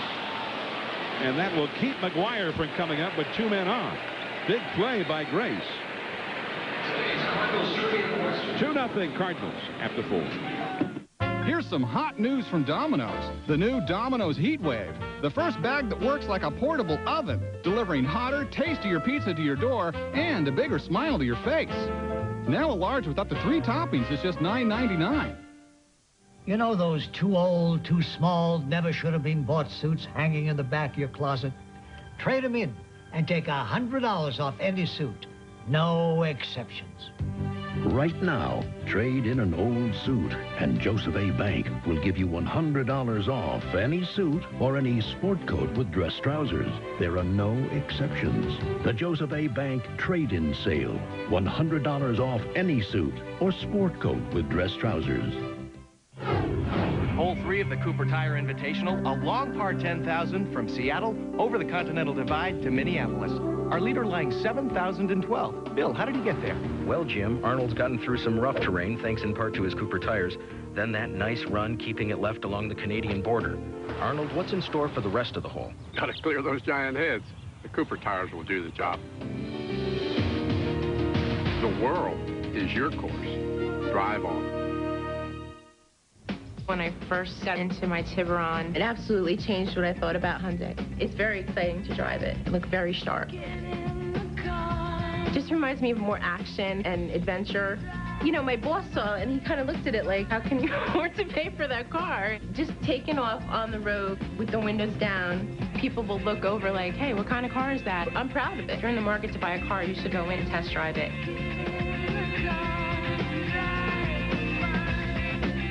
Bristol students are serious football fans, and they can get pretty upset when things don't go their way. There was no darker day in Bristol's history than when the Broncos changed their uniforms. NFL Countdown, Sundays at 11, Mondays at 6:30 on ESPN. 2-0, the Cardinals lead the Cubs as we go to the top of the 5th inning here in St. Louis. Coming up, a new time for Monday Night Football on ABC Sports this year, 8 Eastern. Join Al Michaels, Dan Deerdorf, and Boomer Esiason as Drew Bledsoe and the Patriots take on John Elway and the world champion Denver Broncos. That's tonight, 8 Eastern, 5 Pacific on ABC. Mike Morgan against Darren Oliver. Quickly, the count goes to 0-2. Morgan whacked a double over the head of Ray Langford in the 3rd inning. He's 1 for 1. Leadoff man Lance Johnson on deck. John, I heard the call of, Jack Buck's call of McGwire's 60th home run the other day. And at the end of the call, he said, "Wake up, babe, you got company." Jack Buck. You mentioned all of those great former Cardinals, and there's another Cardinal Hall of Famer. And Jack, of course, last time we were here, they dedicated a statue outside, yeah, just outside the front door. Yeah, right outside the front in his familiar pose of broadcasting with his one finger in the ear. He's kind of changed a little bit there, John. He's gone to the headset. That's a foul out of play. Jack Buck. But you know what? I heard Marty Brenneman, who was working the radio for the Cincinnati Reds, call too, and it was great. I think both of them did a fantastic job with that, as you did with number 61. So you guys have a special place in history now. You play-by-play guys. Marty Brenneman and Jack Buck. That's 2 of my favorites right there. Mine too. Sammy Sosa would be due up 5th in this inning. We've got to get a couple of men on base to get Sosa up there. Lance Johnson will come up now. It is 2-0. St. Louis is leading. They're still in a rain delay, meanwhile, at Shea Stadium, where the Mets had a 4-0 lead over Atlanta through 3 innings. The Mets will be anxious to see that rain go away, because that is not yet an official game. If they win it, they would have taken 3 out of 4 from Atlanta. That's supposed to be one of the things that was working against them. They had 7 games left with Atlanta, but they have more than held their own with the Braves this weekend. Chance to win the series. That's a ball. 3-0. And they maybe get a little break today. Denny Nagel unable to go. Well, there are a lot of teams that are coming to the forefront in the National League, but I still think that you're going to have to go through Atlanta to get to the World Series. 3-1 the count.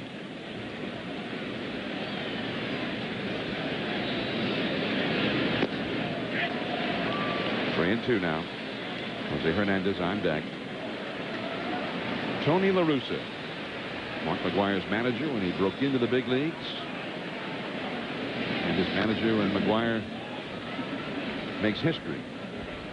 This has been a bittersweet season for Tony. I talked to him last week, and he said, it's bittersweet. It's great that McGwire is chasing a record and some of the other individuals, Langford, Jordan are having great individual seasons, but he's very, very disappointed, you know, in the team, because this is the second year in a row that they've been picked to do well, and they've not, you know, had good seasons. So I think that, you know, the Cardinals are going to have to bounce back next year as a team. Mark McGwire hit number 61 in the first. And you can see that the pitch was supposed to be down and away, but it was a fastball in the middle of the plate. And when you get the ball in the middle of the plate and down, most of the time you're not going to get it back if he's at the plate. But the thing I've always said that separates him from the other home run hitters is that he can hit a perfect pitch out of the ballpark. He does not have to hit mistakes to hit home runs. Most of the other sluggers will feast on the pitcher's mistakes, but he can hit any pitch out of the ballpark. McGwire will be leading off for the Cardinals in the last half of this inning. He has a homer and a single so far today. The single, something that has occurred less often for McGwire than his home runs. He's got 61 homers, as we all know, and he has 53 singles. And that's pretty unusual. Well, he says he doesn't get paid to hit singles, John. I guess not. Hey, he said, hey, singles hitters drive Fords, home run hitters drive Cadillacs. Who said that? That's what they told me when I first came into the big leagues, but it's never worked that way. Well, Ralph Kiner said that, wasn't it? Yeah. Well, Nellie Fox passed it along to me. So you developed that home run stroke? No, I just didn't listen to him. Hey, Nellie Fox was driving a Cadillac anyway. One out, Johnson at first. Jose Hernandez has got some pop. Like this Cubs team has hit 184 home runs this year. It's been one of the great Cubs power teams, led by Sosa, obviously, they've ever had. But the Cardinals, obviously, with McGwire, match up pretty well. The Cardinals have hit 190 home runs. Not many National League teams can match up with the Cubs' power. Sammy Sosa got 58, holding his bat in the dugout. He's ready to go. But they need to get somebody else on base here. Mark Grace on deck. Darren Oliver get them off the board up till now.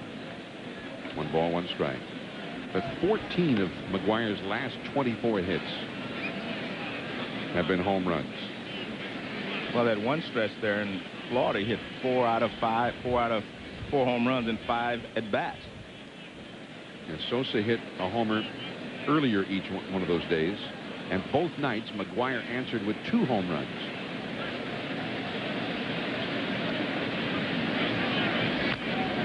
That's a foul. 1 ball, 2 strikes to Jose Hernandez.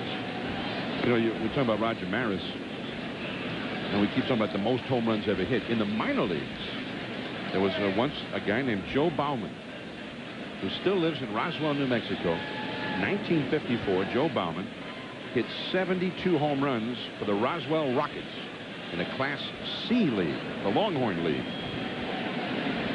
And in 1955, a guy by the name of Bob Lennon hit 64 home runs. And he played in the same league and was one day asked for some advice about pulling the ball with power by a guy playing in that league named Roger Maris. So Maris's path crossed that of a guy who hit 64 home runs one year and actually got a little bit of advice from that big minor league home run hitter. A guy named Joe Hauser, playing for Baltimore in the International League in 1930, hit 63 homers. That's a ball down and in, almost hit him in the foot.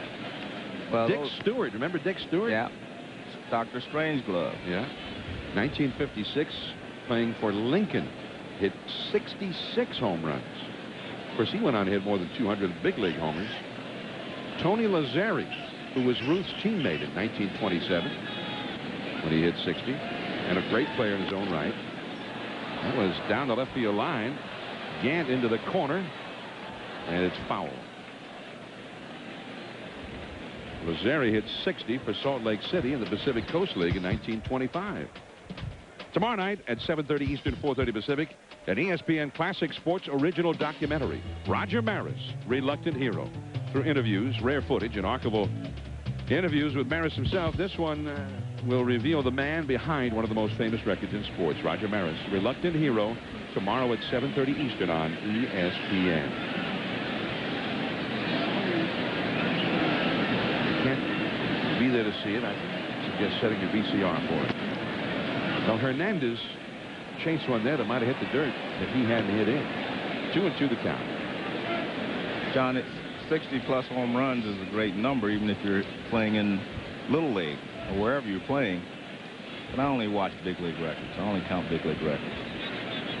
But that's a great accomplishment. That's because you're in the Hall of Fame. No. I just only count big league records. But I think that those are great accomplishments.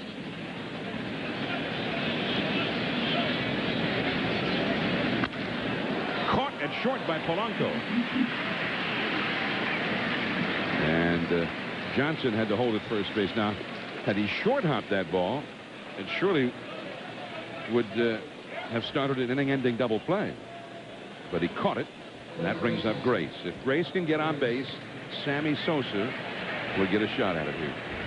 2-0. The Cardinals are leading the Cubs in the top of the 5th inning. Grace has flied to left and grounded to first.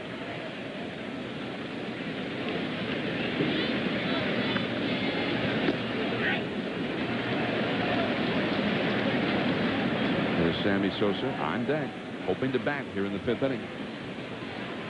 Hot, muggy day in St. Louis, although they say relief is on its way. By tonight, it will be significantly cooler. The low will be 58 tonight, they say. You just brought up the point. They need to get the Cubs out here in the top of the 5th to make this an official ball game. It's not official yet. So McGwire's home run becomes official with one more Cub out. There goes Johnson. They got it picked off. McGwire throws to second. Polanco tags him out. Now he's in the record book. It's official.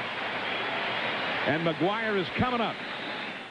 Home Depot is very serious about paint. We want to be your paint store. We are a real paint store. You go to paint, you can get everything. You can get the rollers, you can get your paint. You're going to need drop cloths. We've got that. You're going to need ladders. We've got ladders. Because you can get more than just quality paint. You can get your paint. You can get all your supplies. We can mix paint. We can color match paint. We've got everything you need to get a paint job done. We can custom fit anything. I mean, you could bring in your shirt and we could match your shirt. We have the products and the product knowledge that the paint stores have, if not more of it. Something's not quite right. There. Now that's a sandwich. And there's only one beer that can stand up to a man's meal. That's the High Life. That's Miller Time.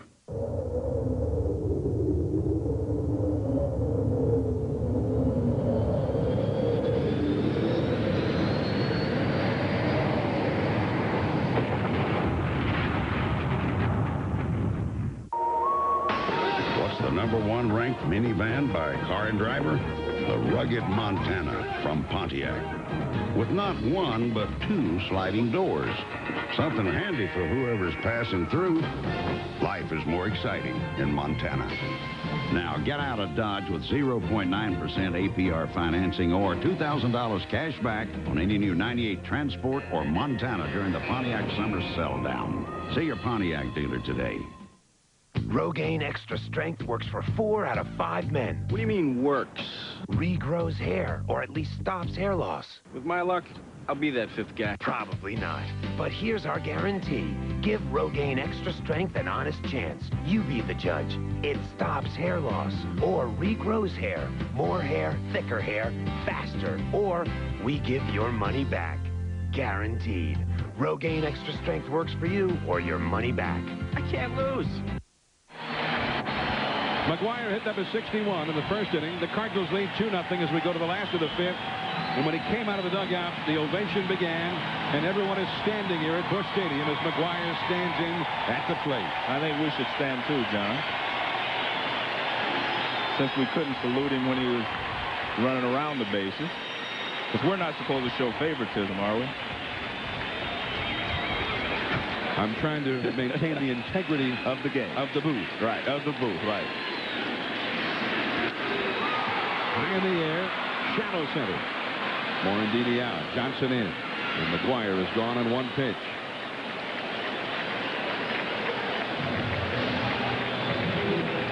John, John, McGwire's changed a little bit his approach to hitting. And what you'll see here, he takes his top hand off so that he can get better extension. Now watch this. His hand comes off. That's for extension. He didn't hit like that for, the first few years in the major leagues. But this helps him to get extension.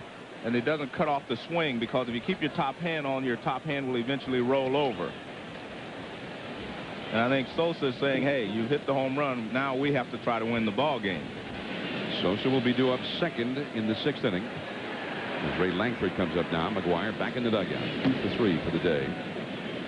McGwire, who is very quick to remember people who have given him help along the way, long before he ever got here, before he ever signed a professional contract.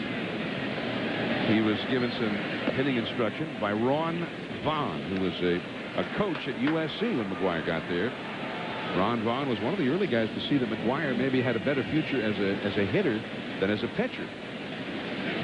And McGwire went up after his sophomore year to play in the Alaskan Summer League. And their team needed a big slugging first baseman, and Ron Vaughn pointed out to the manager of the team, said, hey, you've already got one. It's Mark McGwire. Give him a shot. McGwire played first base instead of pitching up there, and he had a real big season and was able to convince his manager, Rod Dato, at USC to get him in there as a hitter, which he did, and then he hit 32 home runs to lead intercollegiate baseball in his junior year, and ended up signing a contract with the Oakland Athletics as a hitter. And McGwire says he wasn't much of a pitcher. He said he had just a mediocre fastball and a mediocre slider. Although Rod Dato says he had much better stuff than that. But McGwire, as you see him as a pitcher back in his days at SC in the early 80s, even after he first signed, would work out all winter long with Ron Vaughn back in Southern California. Ron got no money for it, no compensation. He's now scouting for Oakland. And Ron Vaughn was stunned when he started hearing that Mark McGwire in his interviews this year kept mentioning Ron Vaughn as a guy that taught him everything he really needed to know to be a hitter. McGwire also gives Doug Rader, who became a hitting instructor in Oakland, a great deal of credit for his help. But Ron Vaughn was one of those guys, Joe, and there were thousands of them around the country, or maybe not enough of them, who were out there without fame, without fortune, but teaching the game of baseball to young people, taking those who are willing to work, and McGwire was, and help them polish their game. McGwire was willing to put in the time, and Ron Vaughn was there for him. And he also mentioned that when he was with Oakland, he learned a lot about hitting from, Bob Watson, who was a hitting instructor there. And as I mentioned, lately he's adapted some of Charlie Lau's, hitting philosophy, and that is the right top hand coming off the bat. A lot of people always felt that when your top hand came off the bat, you would only hit singles, but that's not true, because you're still making contact with both hands, but you're getting the extension. And extension is the key to hitting a lot of home runs. And extension is the key to driving the ball. Langford at first, one out. Gant the hitter. Last Sunday when we were here, and McGwire hit that spectacular home run to beat Atlanta. Ron Vaughn and his wife in Southern California had the game on television. There goes Langford. Service throws in the dirt, and Langford will hold at second base as Morandini was able to knock it down. Well, Service didn't get much on that throw at all, because I actually thought he had a shot at Gant, but he did not get anything on the throw. Langford, I'm sorry, he didn't get anything on the throw. Langford's got his second steal of the year, of the game, and his 21st of the year. Thought about going. No, it was too close. I think Morandini was trying to decoy him as to he didn't know where the ball was. But when McGwire hit that big home run to beat Atlanta last week on Sunday Night Baseball, his 55th home run of the year, Ron's wife ran in from the other room and says, Marky has just done it again. And Ron said he was excited for McGwire, but also he said at that moment, they were as proud of McGwire as if he was a member of their family. And he said that was satisfaction enough for him for the time he put in with McGwire. That's the reason he did it. But McGwire had a chance to do something with it. 2-2 the count. And that's, I know, in your own book, you talked about that and the responsibility of the older generation of players. Continue that tradition of passing along that knowledge to the younger players. I think that's something that has slacked off in the last few years, and I think it needs to be returned to the forefront for baseball and for players who've learned a lot from other people, just to pass that knowledge along. You know, Rick Sutcliffe is a guy now doing television for San Diego, but he still reserves a couple of months during the season where he goes down and works with the Padres pitchers in the rookie leagues and in spring training. And I asked him why, and he said, because I feel it's important for me to give something back to the game. Maybe he read your book, Joe. Well, no, I just think that's a great attitude to have, because this is a great game. Here comes Jim Riggleman out now. 2 men on, consecutive walks here by Mike Morgan. The bullpen is busy. And Morgan, remember, making only his 3rd start since coming back from the disabled list. Morgan's only allowed 2 runs up till now. We are, of course, in St. Louis. Where else would we be? There's the famed Gateway Arch along the shores of the Mississippi, and Busch Stadium in the background. And today's Skyview coverage is coming from Bud One Airship, brought to you by Brewery Fresh Budweiser, the official beer of Major League Baseball. Here's Bud One. Fernando Tatis up now. Morgan is staying in there. It hasn't been elegant so far. He's given up a booming home run to McGwire. Another homer to Marrero. Had base runners in every inning. But so far, Joe, he's kept them in the game. Well, that's what Mike Morgan does. He's a crafty veteran that keeps his ball club in the game. As he mentioned, he hasn't pitched as well as he would like, but the Cubs have won his 2 previous starts because he keeps them in the ball game. He has walked 6 in 4 and 1/3 innings and given up 2 homers, but only 2 runs on the board. Slider misses. 2-0. Rodney Myers, a right-hander, warming up in the Chicago bullpen. Myers is ready if needed. Shouldn't take too long to get loose on a day like today. Jim Riggleman pensive in the dugout. Cubs leading the wild card race. Pitch disappeared up there. 2 balls, 2 strikes. Placido Polanco is on deck.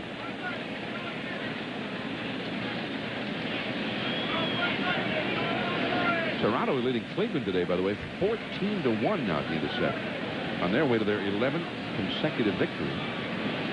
And they'll be only 4.5 back of the Red Sox, who play tonight at Fenway against the Yanks. So down to first base with Grace covering, but safely back is Gann.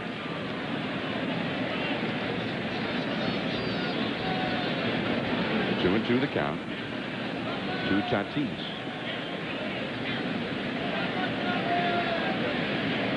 Peter Gammons wrote in his column yesterday in the Boston Globe that McGwire and Sosa perhaps have taken some of the heat off the Red Sox, who started to slide in the pennant race. It usually puts a lot of heat on them because they start hearing about that history about this time every year when they have a lead. 3-2 the count now. Well, both of these runners are fast, Joe. I'm sending them. Well, I'm not so sure Tony will in this situation because, you know, Tatis will strike out a lot. I'm sending them. Okay. I'm not going to send them yet.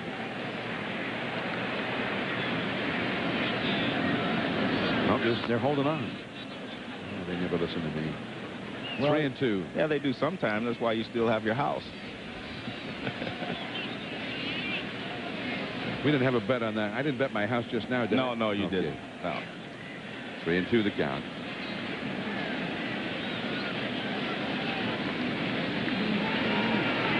So you look at Tony. Tony's a tricky guy. You never know now.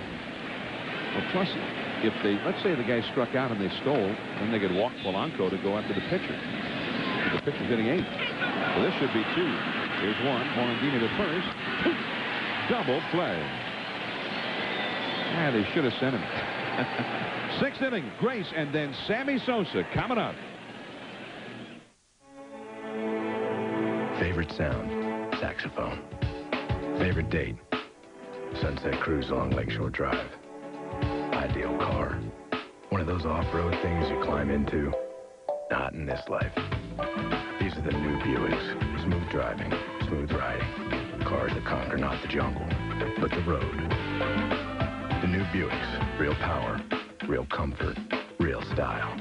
Isn't it time for a real car?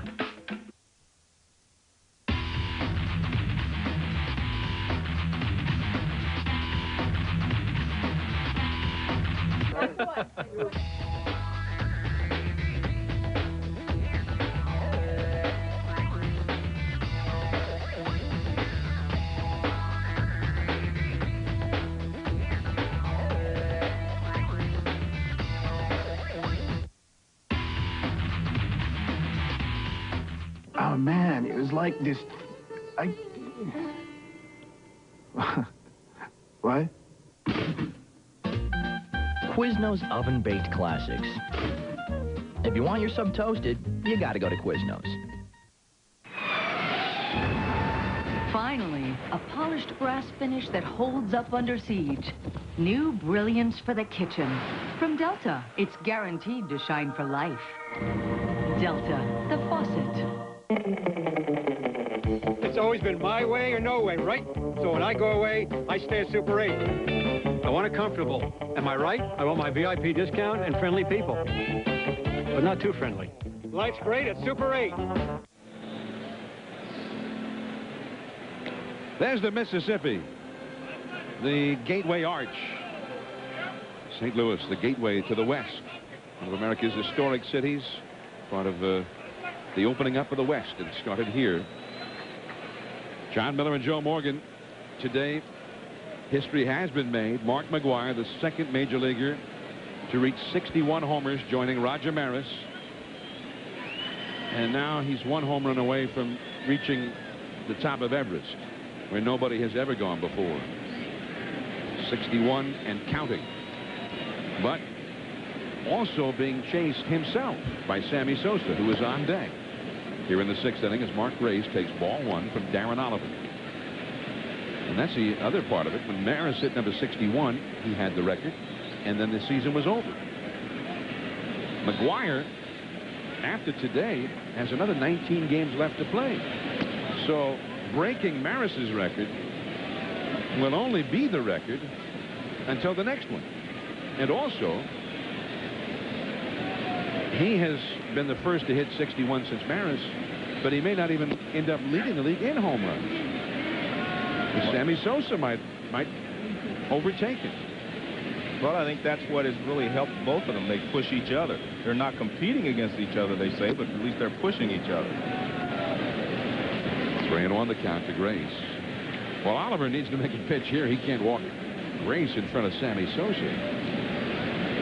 Grace, though, often does walk. Very selective up there. Strike two with fastball.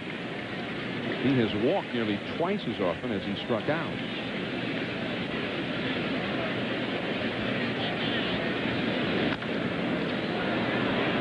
High, lazy fly, left field, Gant. And there is one away.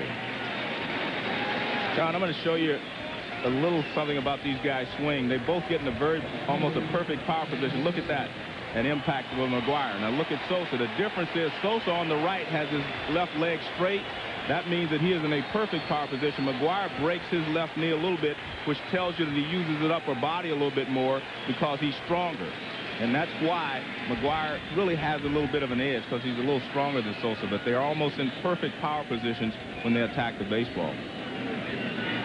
Well, here's Sammy. He's found the first and struck out looking. Ball one. This is the first time that he's batted with nobody on base.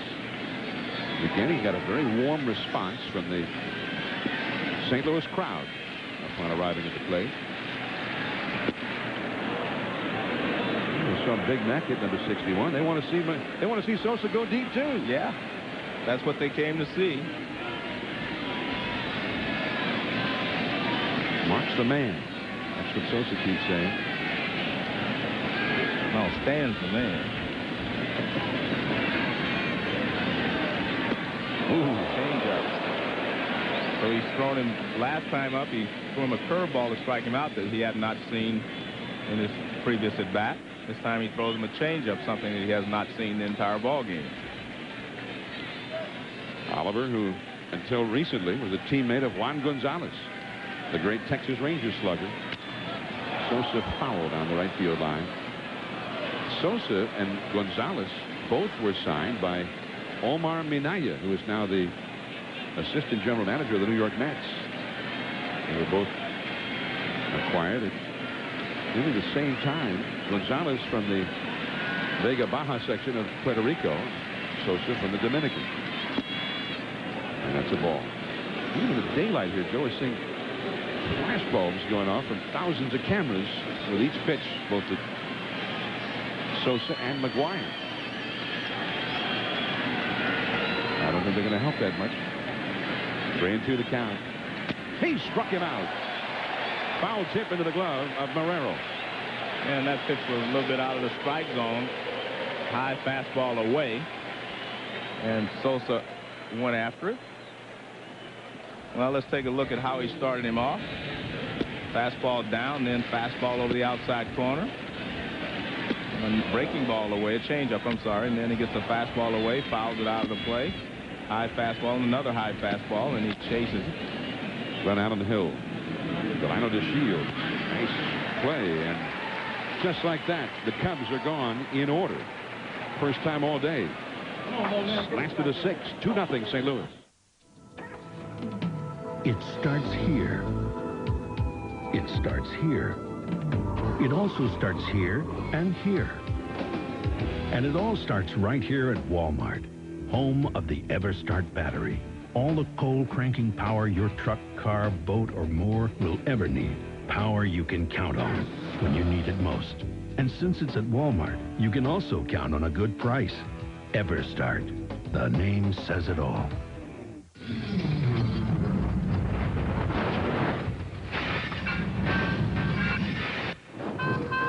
Do you ever just have one of those days?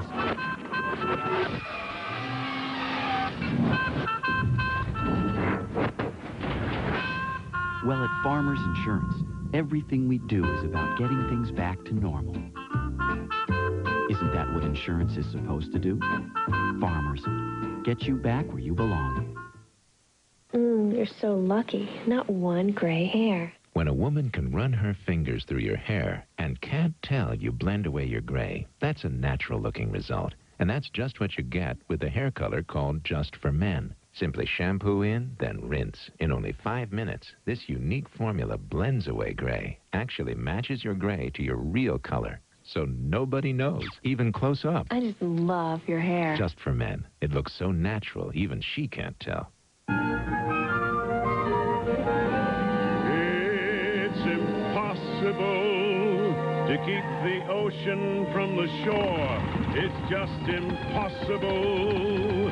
Ask a baby not to cry. It's just impossible. Or to live without you now. It's just impossible.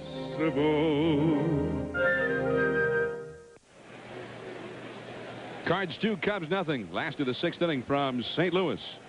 Yeah, this guy's got tickets to the next 3 games. And these tickets are awfully exclusive right now. Some people have other ways of viewing the action. Be careful up there, will you? Yeah, Barb Euchre would be proud of that seat. Mark McGwire. He didn't have the big build-up today to number 61. He hit it the first time he batted. Placido Polanco takes ball 1 from Mike Morgan. 2-0. St. Louis is leading. Polanco is grounded to short and grounded to third.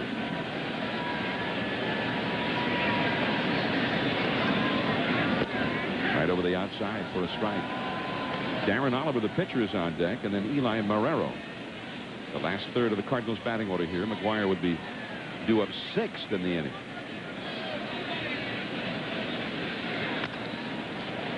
Into right center, Sammy Sosa. And that is out number 1. Wednesday night baseball, the doubleheader at 7:30 Eastern, 4:30 Pacific. We'll have the Cardinals and the Reds. We'll follow Big Mac into Cincinnati, 7:30 Eastern, 4:30 Pacific. And then on ESPN2, at the same time, the Yankees and the Red Sox. And then that will be the first half of the Wednesday night baseball doubleheader. We're watching the Cardinals and the Cubs, the longtime rivals. The Yankees and Red Sox are beginning a series tonight at Fenway Park. Game 3 of that series will be on ESPN2. That's a foul off to the right. 0-2. The Giants, who are the third club in the National League wild card chase with the Cubs and the Mets, will be seen in the second half of our Wednesday night doubleheader from San Diego, 10:30 Eastern. And Morgan gets Oliver for out number 2. 3 strikeouts for Morgan. He has not been able to get through an inning without some men reaching base yet.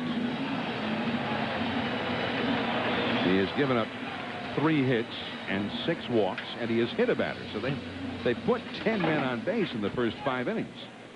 But they managed to get only 2 runs out of all of that. Keeping score. And you got to keep scoring a day like today. Yeah, you do. You're here to be part of history. You've got to keep scoring. That's one of the best souvenirs you could have of a day like this. Eli Marrero. Ball 1. He has homered and walked. 2-0 St. Louis, last of the 6th.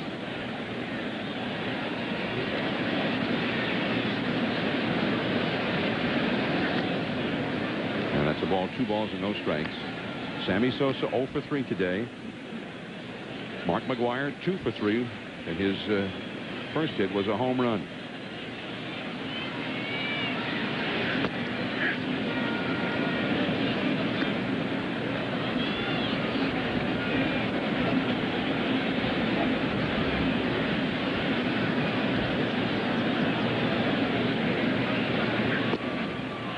Just missing on the outside. 3 balls and a strike.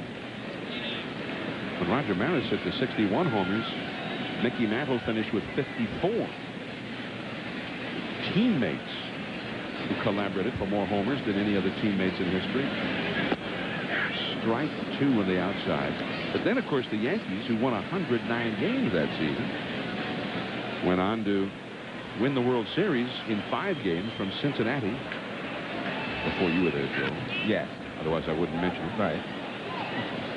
That was the Cincinnati ball club of Frank Robinson and Beta Pinson. Pretty good club, but the Yankees just demolished them. And that's also one of the big differences between what McGwire's doing and what Maris did. Maris did it in the heat of a pennant race, and they were pressed by the Tigers much of the way. Deep into left center, Johnson makes the catch. He covers a lot of ground out there. McGwire will have to wait an inning. We go to the 7th. 2-0 St. Louis. Here at hole 7 of the Cooper Tire Invitational, a long par 9,000 from Chicago. The green surrounded by water. We talked to our leader about this crucial hole. Tough hole. I rely a lot on my Cooper tires and my low iron. Here's some replays of you through the Midwest. I had a few nice shots here in Missouri. And then that impressive run down the Gulf Coast. We're live in the Everglades. Arnie lying 8,000 free. The world is your course. Drive on.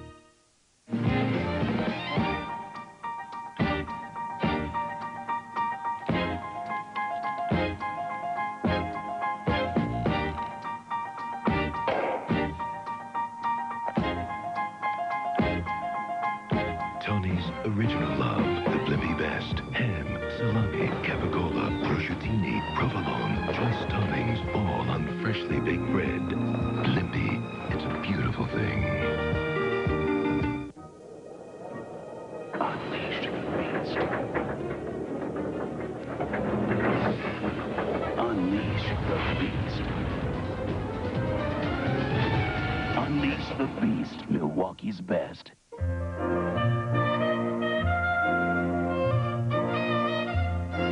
Are rich people taller than the rest of us? Are their loved ones more deserving of an airbag? Was the sun created solely for their enjoyment? Are we the only car company that doesn't think so? Century by Buick.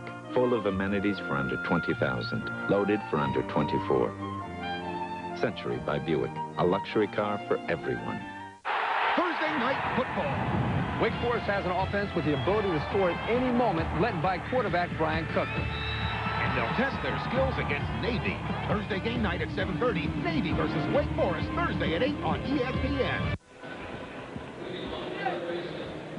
In his 143rd game, Mark McGwire has hit his 61st homer. Back in 1961, Roger Maris was chasing the babe, and the decree was he would have to do it in the first 154 games because Ruth's schedule consists.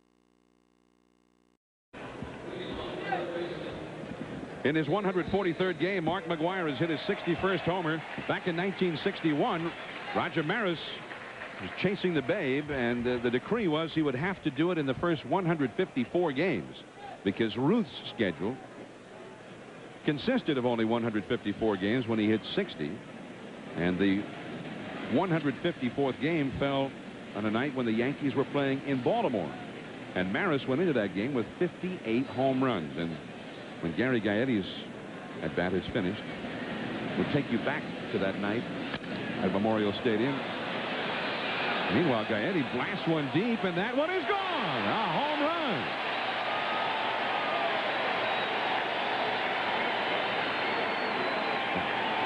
Gary Gaetti gets a big ovation from many Cardinals fans because he did that very thing so many times as a Cardinal. He acknowledges the crowd.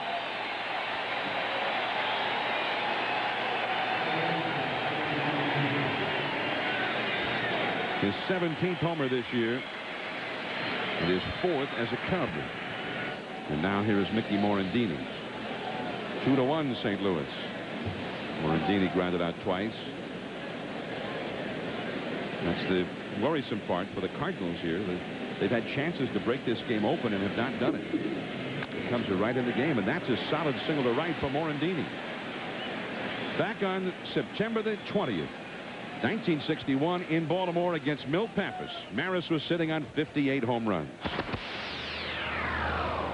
I imagine after all this is over, somebody may write a story or two about the month-long, day in, day out, excruciating pressure. There's one. It is going. It is going. It is gone. Number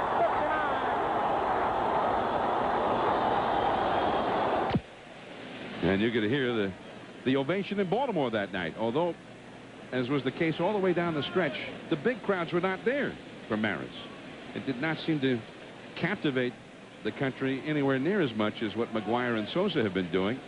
In Baltimore that night, they had just a little over 20,000 people. Maris had number 59. Later in that game, he would hit a ball to the warning track in right center, but that was as close as he would get to number 60 in those first 154 games. And that, of course, was the great, legendary Hall of Fame broadcaster Mel Allen, then the voice of the Yankees, as he described number 59 for Roger Maris. And it was interesting, Joe, talking about the excruciating pressure that Maris was under. Right. I think that's the difference between Sosa, McGwire, and Maris. That's a big difference. There's a bunt by Scott Service. Nicely done. McGwire. Wow, nice play by Big Mac. With DeShields covering, and Morandini has been moved to second base.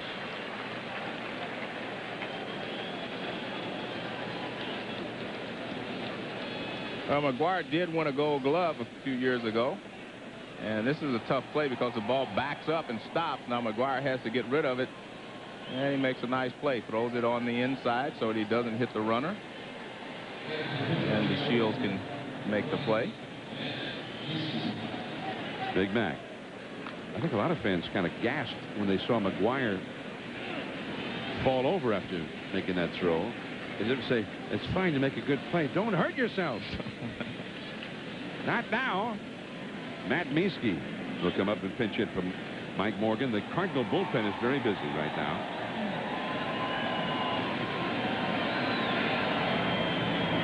The right-handed Mike Busby, the left-handed. number 28, Lance Painter. So the possible tying run is in scoring position here in Riggleman. Playing very conservatively here, trying to get the tying run home in the 7th inning. And LaRussa is heading out. He's going to bring in, actually going to bring in his left-hander here, Lance Painter, with the right-hander batting Mieske up there. 2-1 St. Louis. We'll be back.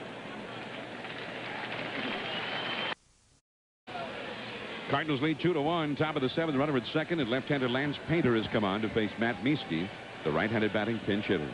We showed you Maris's 59th homer in that 154th game. Finally, October the 1st, 1961, at Yankee Stadium, in the 4th inning against the Boston Red Sox, Tracy Stallard on the mound. Fastball hits deep to right. This could be it. Way back there. Holy cow, he did it. 61 to Maris. Look at him fight for that ball out there.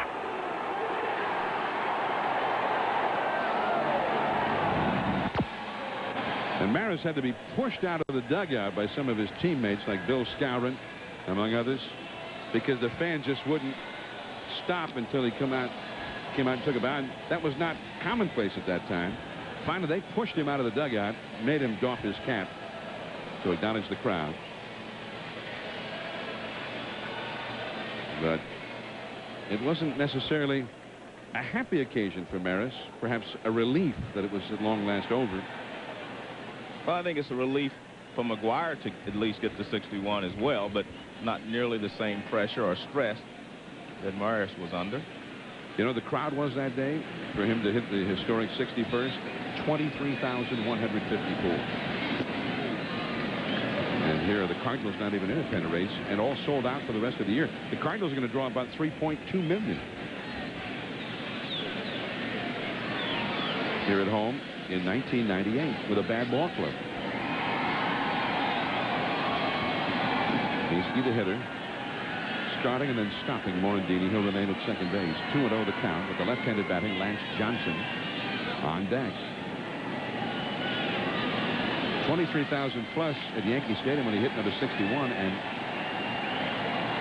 most of them, they say, were out in right field. They all wanted to catch that ball. It was Phil Rizzuto who had the play-by-play description of Maris's 61st. I read an interview with Scooter about the call, and they asked him if he had given it some thought in advance what he was going to say if he was on when Maris hit the homer. And Rizzuto, in typical Rizzuto fashion, said, "No, I wish I had thought about it for a while." He said, "Maybe I would have come up with something better than holy cow." Come on, Scooter. Holy cow is perfect.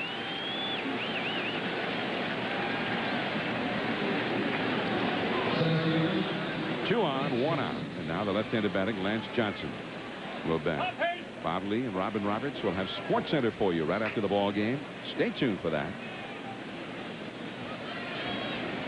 Still raining in New York, by the way, where the Mets have a 4-0 lead over Atlanta after 3 innings. Here the Cardinals 2, the Cubs 1, and McGwire with number 61. Sosa still at 58. But the Cubs now threatening to turn this game around. Lance Johnson is lined to left, flying to shallow center, and walked. Busby still up in the Cardinals bullpen, the right-hander.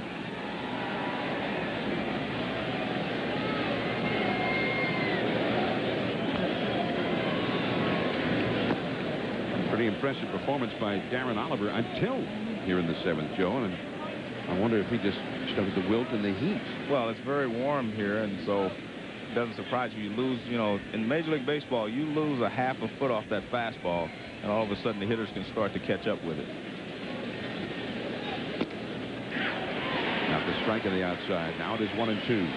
Gary Gaetti started the inning with a home run against his former team. Gaetti, who has hit better than .370 in the 18 games he's played since going to the Cubs.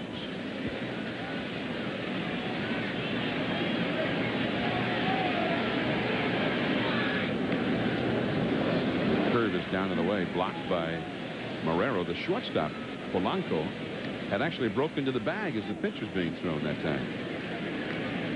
I mentioned the Cubs in the wild card race. They have a 1-game advantage over the Mets, 3 over the Giants. The Giants play later tonight in San Diego.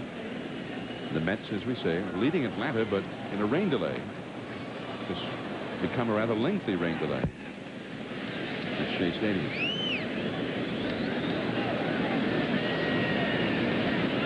Mike Piazza has really been a force in the stretch run for the Mets, just as they hoped he would be. Third ball bounced foul.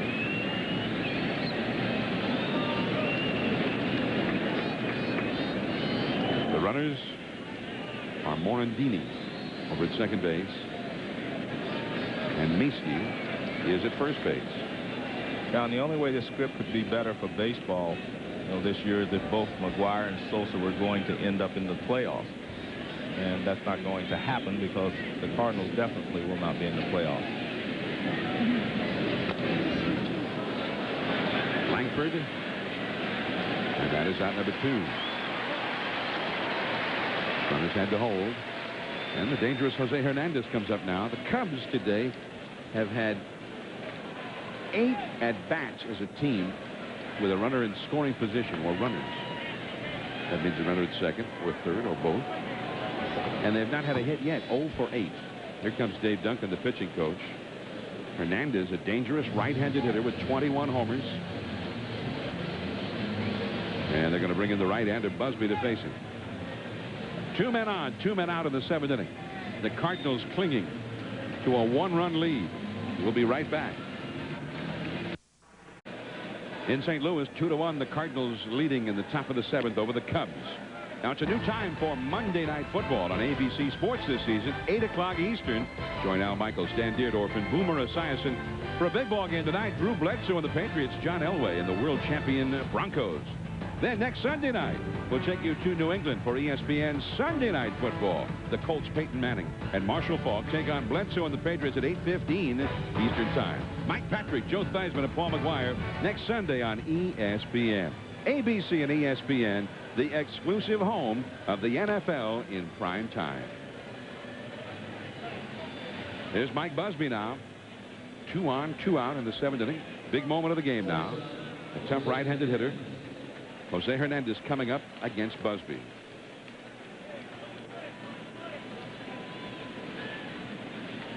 The runners, Morandini, the possible tying run at second. Mieske, the possible go-ahead run at first. Both better to run than anything here with 2 down. Cubs pinch hit for Mike Morgan, their starting pitcher. And their bullpen is busy right now. That's Hernandez. 1 for 3. Stands in. 2-1 St. Louis. Over the outside corner for a called strike. Not only a huge crowd of baseball fans here today, but a huge media turnout.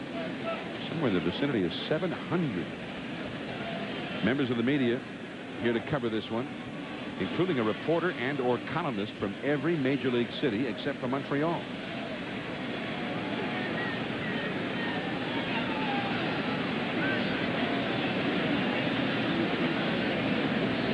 Strike the count to Hernandez. In the air to right field, Jordan has plenty of room for this one, and that retires the side. Grace and Sosa will come back in the next inning, and Mark McGwire, who hit number 61 in the first inning, is coming up third in the last of the 7th. 1 away from a new Major League record. Aerial view of Busch Stadium is from the Bud 1 airship, brought to you by Brewery Fresh Budweiser, the official beer of Major League Baseball. Glad to have them with us. I'm John Miller with Joe Morgan and Mark McGwire. We don't know how many more at-bats he's going to get. Perhaps his final plate appearance will come here in the 7th. He is 1 away from going where no major leaguer has gone before. He has equaled Maris. Nobody has ever gone as far as 62 home runs. Strike 1-2, Delino DeShields. Brian Jordan on deck. McGwire third in the inning against the new Cubs pitcher, Matt Karchner, has come on to take over for Mike Morgan. 1-1 the count. Karchner, formerly with the Chicago White Sox, he had been the closer there. And he comes in here, perhaps into the onrushing tide of history, Joe. Karchner has given up a home run to McGwire this year. And it was a dramatic home run at Wrigley Field back on August the 19th. McGwire had one of those incredible days. His club was trailing in the 8th inning, and McGwire homered to tie the game at Wrigley against Karchner. Then, with the score still tied in the 10th, McGwire homered against Mulholland, and that was the game winner.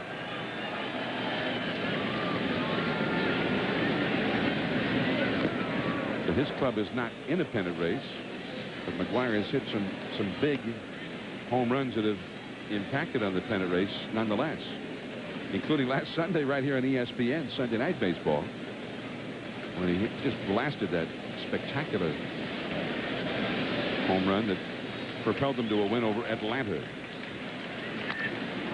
That's deep into right field. Way back there, Sosa, this one, gone! A home run for Delino DeShields.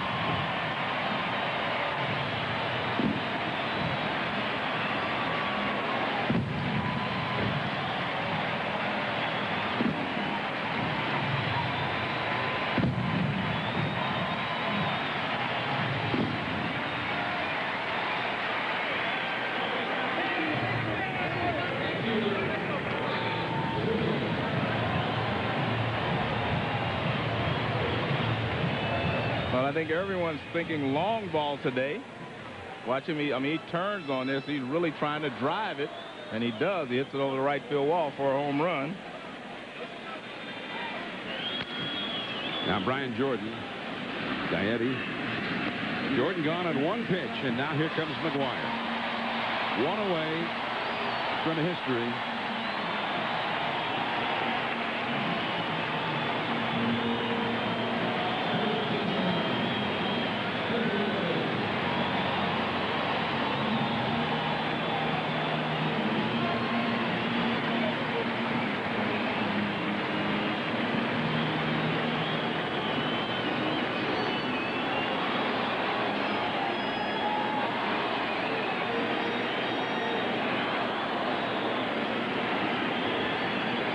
Everybody in the ballpark standing. Ball one. Number 61 came in the first inning. Scorched it down the left field line. He is singled and flied out since.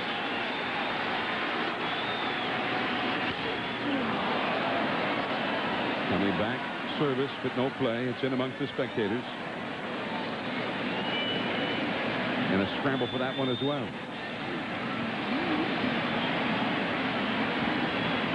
Should have brought your net, Joe.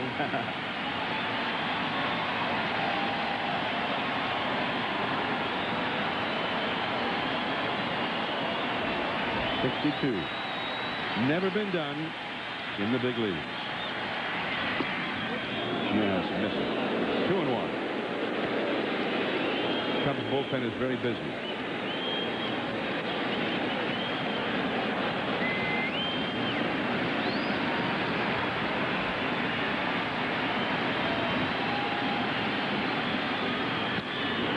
The end of the bat to center, and Johnson just does make a shoestring catch. So now we don't know if he'll get up to the plate again. Ordinarily, Cardinal fans would just assume that he didn't. Well, because that would mean that they would win. Well, a lot of people are starting to leave, John. 2 down in the 7th inning, and that will bring up Ray Lankford. Let's take a look and see how close he comes to the target. Target down and away.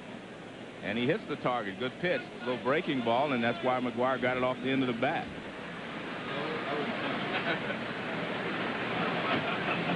There was one game this year that McGwire hit 3 ground balls on the infield. It's the only time it's happened all year. I mean, whatever he hits, home run otherwise, he gets the ball in the air. Well, he has such a... He used to have a real big uppercut.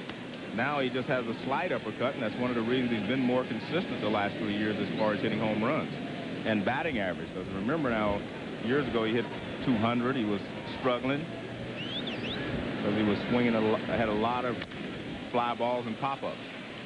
Plus, it was much easier to pitch to him. I think one of the things Tony La Russa said is that he has seen this guy mature. When he first came up, he'd hit home runs, and they'd get him out, and he didn't even want to know what they got him out with his last at bat. He wasn't even thinking about at bats.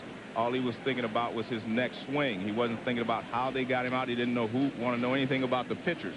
He said now he's seen him mature into a guy that knows all the pitchers, even though he's new in this league. He works the counts. He does everything that a good hitter does. In fact, he hits more home runs on 1 and 2 now than he ever did. Past the diving Grace, a base hit for Langford. Cardinals need to have 5 men reach base for McGwire to get up in the 8th inning. Well, let's take a look at Mark McGwire. See that uppercut, more of an uppercut in 1991 when he really struggled. See, that's a lot more level swing right there than he had in 1991, and that was one of the reasons that he struggles so much in 91. A lot of pop-ups, and you always could throw the ball above his belt. High fastballs could get him out. Now he lays off of those pitches, and he handles them a lot better because he doesn't have as big an uppercut as he had then. It was the year that McGwire just hit rock bottom. His personal life, the professional. He had a divorce, and he just couldn't hit. Well, John, I think in part the way pitchers pitch him, they're actually pitching to his strength in a lot of cases. You try to keep the ball down, and he swings with that uppercut. He loves the low pitch, so you're pitching to his strength. But you say, okay, you can throw him up and get him out. But by the same token, if you throw him up and you don't get it up, he's going to hit the ball out of the ballpark. I mean, middle of the plate in and up is the way to pitch him. But your margin for error is so little in there that a lot of pitchers stay away from that area, and they just try to stay away, down and away. Ron Gant, the hitter. He's had 2 walks, and he's been hit by a pitch. In 1991, Mark McGwire hit .201 with 22 homers and only 75 runs batted in. Let's see how it had started out beautifully for him. As a rookie, he set the all-time rookie record. He hit 49 home runs that year. There goes Langford, and he will steal without a throw.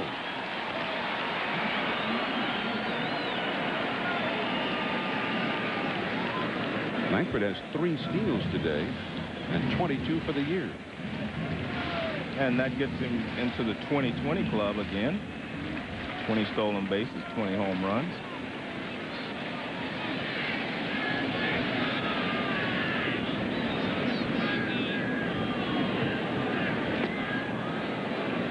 Gant swinging away in 3-0. That 20-20 club's not nearly as big a deal as it was before because 40-40 is kind of the standard now. 30-30 was for a while. Now people are looking at 40-40. Alex Rodriguez of the Mariners is probably going to reach 40-40. Barry Bonds has done it. And, of course, Jose Canseco was the first to do it. It's a combination of speed and power. I mean, you get 40 of either. That's great speed and great power. Great stolen base ability. Now, Gant has walked. This inning has been a struggle for Matt Karchner.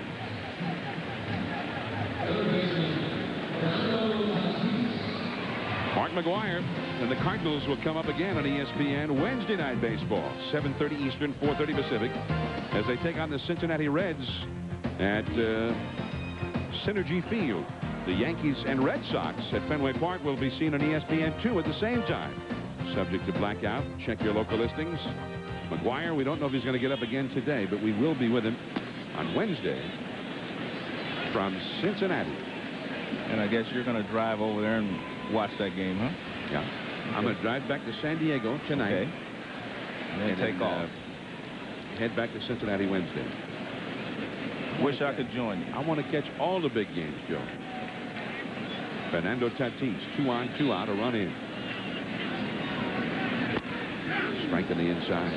3-1, the Cardinals lead. Now in the 8th inning. And the Cubs come to bat. Their big hitters are due up. Mark Grace and then Sammy Sosa due up second in the 8th. He's hitless today and homerless.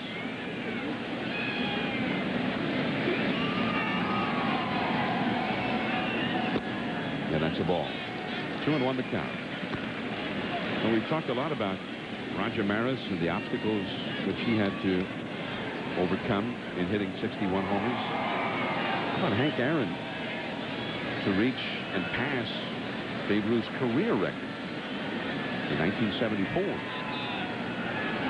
Not just a lot of things to overcome, but even death threats. That one is hit a mile, but foul by Tatis. Well, the young third baseman showed some pretty good power on that one. Well, they're expecting him to be a guy to hit 25 to 30 home runs once he gains more experience here in the big leagues, and he has swung the bat much better since he's been with the Cardinals. Opens up just a little bit too soon and hooks that one. Hit the window up there. That's a pretty good shot. McGwire's 61st homer hitting off a window, but on the fair side of the pole in the first inning. And that's the difference in McGwire. I mean, he extends now with his front arm, and he doesn't hook as many balls foul as he did before.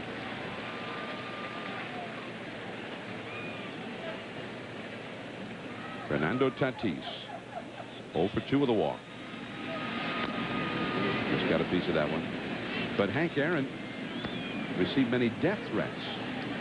And when he hit number 715 in Atlanta against Al Downing, 1974, the celebration began. And his mom and dad came out on the field to meet him. And his mom, Estella, ran up to him and squeezed him in a big hug. He said he didn't know his mom was that strong to squeeze him that hard. And he found out later that she was trying to protect him just in case one of those threats was attempting to become true. That's the inning. Tatis is down. Now Grace and Sammy Sosa coming up. Cards 3, Cubs 1. Sosa will be coming up second here in the 8th inning. Meanwhile, we've got Dave Campbell with a Hall of Famer, Lou Brock. Thank you, John. Lou, you set the all-time stolen base record, beat Ty Cobb. Then you had it broken. What were the emotions both times? Well, of course, I don't think you're dealing primarily with emotion at the time because you're in a zone. Particularly the season record, like Marcus chasing, that is one you must perform. The other one is just you go out and do your thing. But the most pressure was on the season record. Good seeing you, teammate. Hey, good to see you, Dave. Okay, John. Lou Brock. And Joe, one of your fellow baseball immortals. I think Dave Campbell's been a teammate of every player. he played everywhere, didn't he? Yeah, he got moved around a lot. Mike Busby to Mark Grace. And the job right here, Joe, is to keep Grace off the bases with Sammy Sosa coming up. And even I know that. And Grace has been kept off the bases. 0 for 3. 1-2 to count. 58 home runs for Sosa. I mean, he's way ahead of Maris and the Babe both. Maris at number 58 in his 152nd game. Strike 3 call. Grace did not seem to like the call. Now Sosa. But one thing for you home run chase followers, this gives Busby a chance to be maybe a little more aggressive with Sosa than if he were the tying run and working out of the stretch.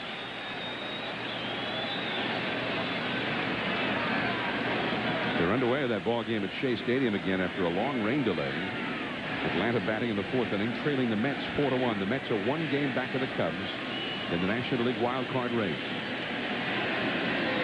Sosa is 0 for 3. Beautiful on the outside of the knee. Sosa has fouled out to McGwire, struck out looking, and struck out swinging. All of that was against starting pitcher Darren Oliver.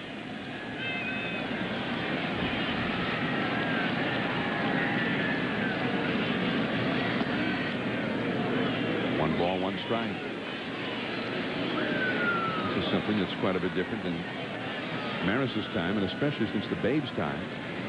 The advent of relief pitching into specialists, middlemen, setup men, closers.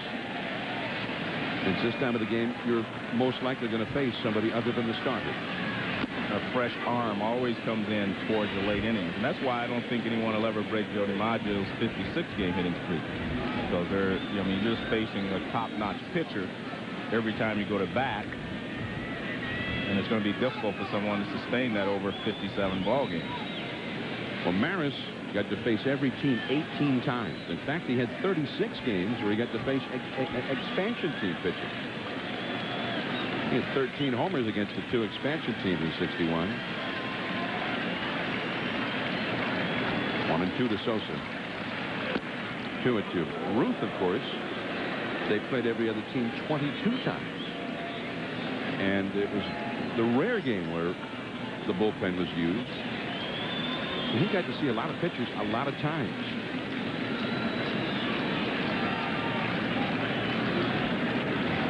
To the count. That's a base hit to left field. And that pitch was about ankle high, it looked like. Well, the one thing that Sosa has been able to do the entire season, as you see him congratulating Mark McGwire. McGwire giving Sosa sort of a salute by his own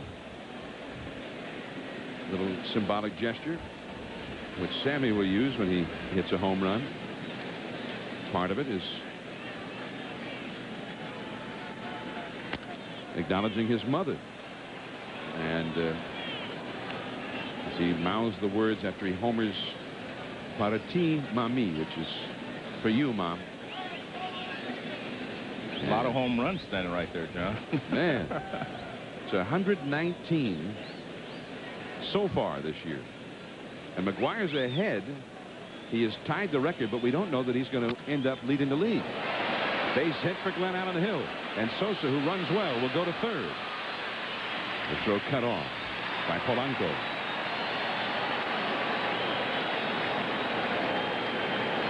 Now Gaetti, the former Cardinal, who homered his last time, with a chance to do more damage against the Cards.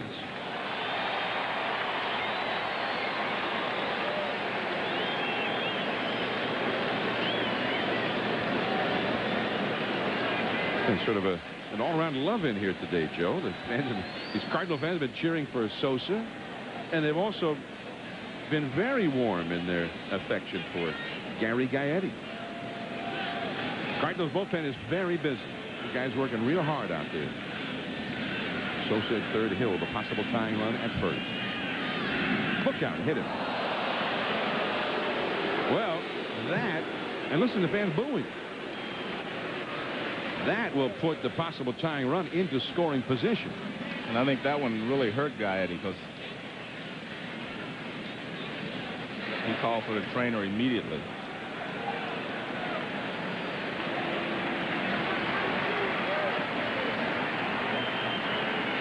Says he's okay.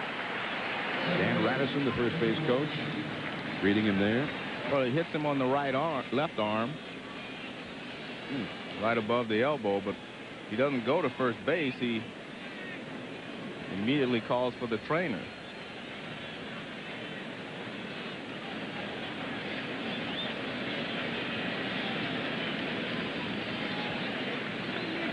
Pinch runner will go in at second base for the Cubs. Brant Brown, who is a very fast runner, replaces Glenn out on the hill. And Dave Duncan goes out to the mound. The bases are loaded with one out. And with the left-handed batting Mickey Morandini coming up, they're going to bring in a left-hander, Brian Eversgerd, from the bullpen. So the Cubs making a move here in the 8th inning. They have trailed since McGwire tied Maris in the first. But now they've got their shot, and we'll be right back.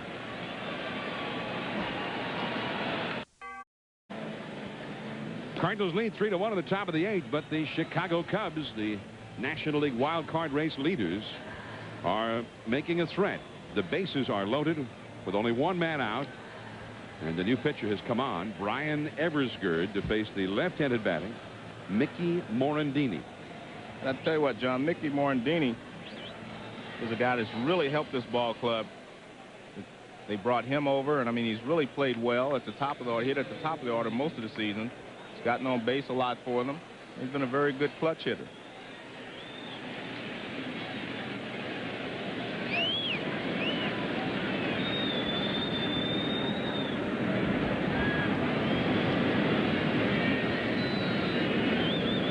In the dirt and knocked down by Marrero.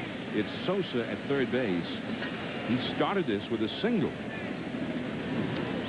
And really, that's what they needed. They would like to have seen the home run, number 59, but they needed somebody to get on base, and Sosa was the man who did it. Bryant Brown, the pinch runner for Hill at second, the possible tying run. Gaetti, the runner at first, the possible go-ahead run. To middle infield, double play dead. Slider misses, and now Eversgerd is in a hole. Mickey Morandini, the former Philadelphia Philly, a great pickup for the Cubs in the offseason. He's hit over 300. His on base average is near 400. He's played an outstanding second base. That's a strike. Against left-handers, though, he has hit only 220. So La Russa plays the percentages, going to Eversgerd.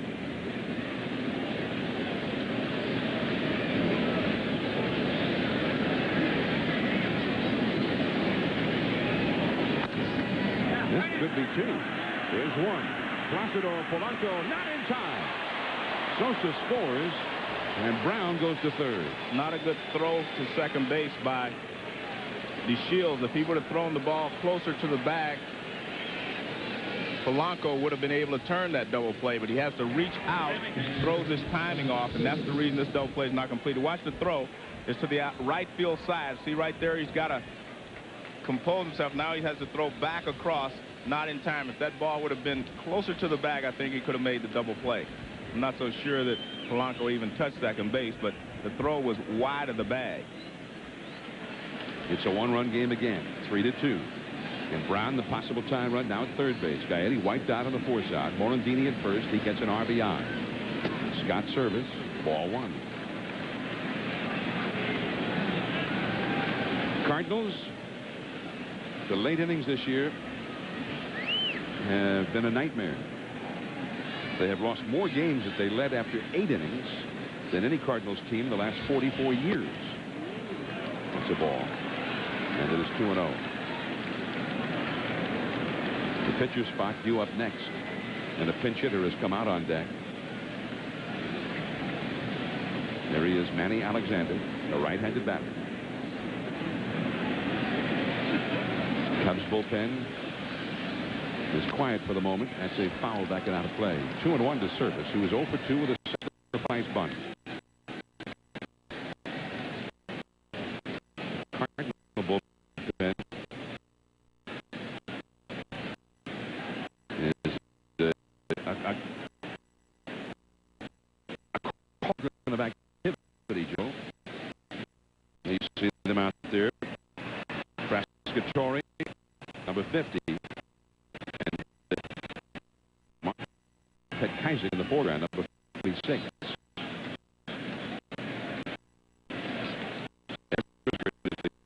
Left-hander available to La Russa out of the bullpen.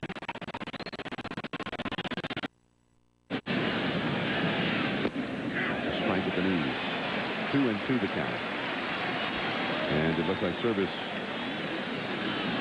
is complaining about that call to plate umpire Gary Darling. 3-2 St. Louis.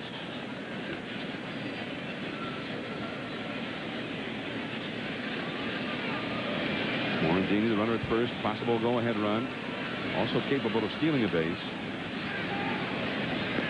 And that one hits Service. Brown will have to go back to third. The batter is hit by a pitch. The ball immediately is a dead ball. So the bases are loaded. That's the second hit batsman of the inning. Busby hit Gaetti.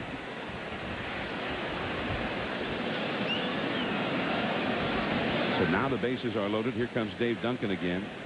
Jim Riggleman out, talking to the plate umpire Darling.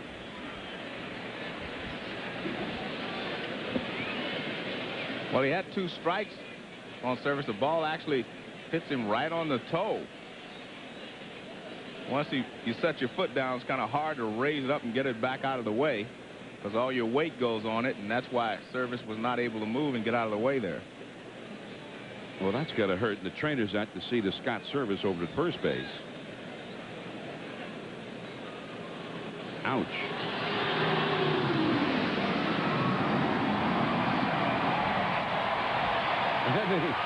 The Blue Angels just went by.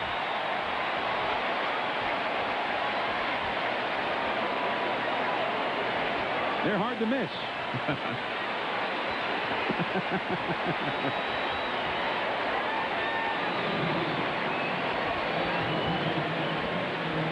They were doing their impression of a McGwire home run.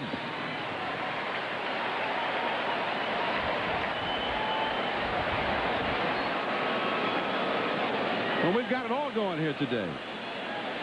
The Blue Angels with their salute of Mark McGwire.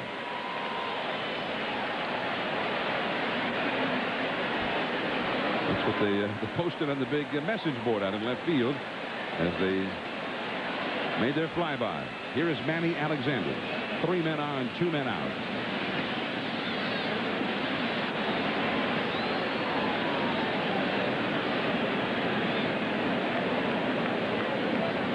There's Brown at third.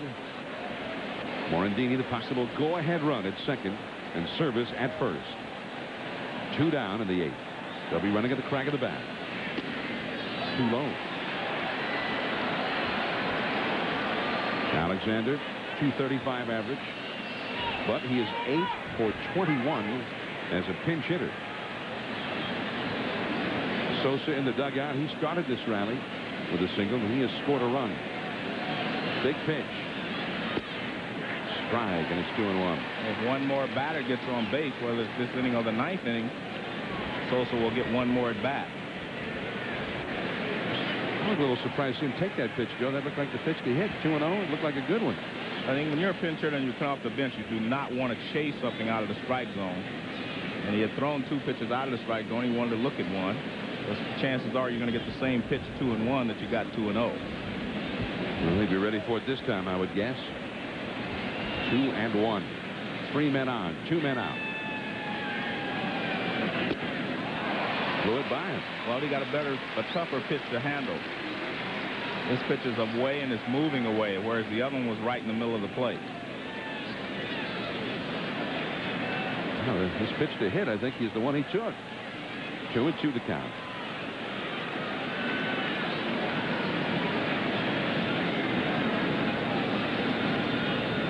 Cardinals lead by 1. The 3 runners get their leads, and it's a full count. Eversgerd working ever so carefully here and nibbling.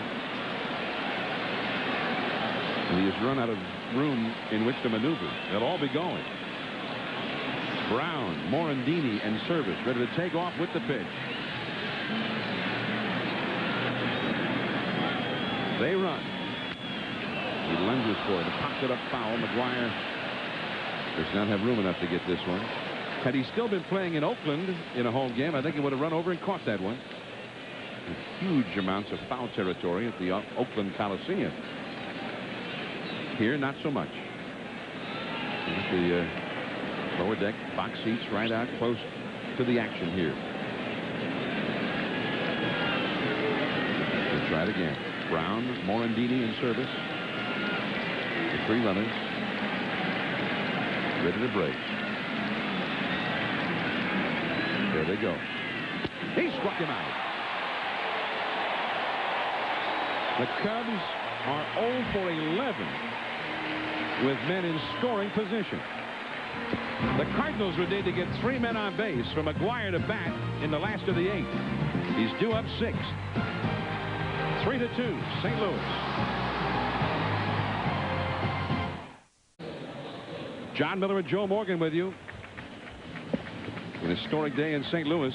Labor Day 1998. McGwire has tied Maris And whether or not he'll get another chance to try and establish his own record today, anyway, is yet to be seen. They would have to get 3 men on base in this inning, or the Cubs would have to come back and at least tie the game in the 9th inning for McGwire to bat again. Here is Placido Polanco against the new Cubs pitchers. Rod Myers, that one back to Myers, back to Grace for the putout. Nice 3-1-3 putout. Yeah, that happens a lot. Well, good hustle by Myers, doing what he was supposed to do, break for the bag at first. Well, this ball takes a bad hop right there. Bounces up on Grace. He wasn't quite in front of it, but nice job there by Myers and Grace. They work together. Retire Polanco. Now, Louis Ordaz is going to pinch hit for the pitcher. Grant Brown has stayed in the ball game to play left field for the Cubs after he came out as a runner for Glen Allen Hill. And Ordaz had 101 at bats, no homers, and a 158 average. And their shortstop had some problems at field, and they feel now that perhaps he and Polanco need a little more seasoning in the minors. Hence the talk that they might go after a guy like Barry Larkin in the offseason. 2-0 the count. Rod Myers, the third Cubs pitcher of the game. Mets are leading Atlanta, meanwhile, 4-2. That game is in the last of the 5th at Shea Stadium. The Mets are 1 game back of the Cubs in the National League wild card race. The American League wild card, Toronto defeated Cleveland today 15-1.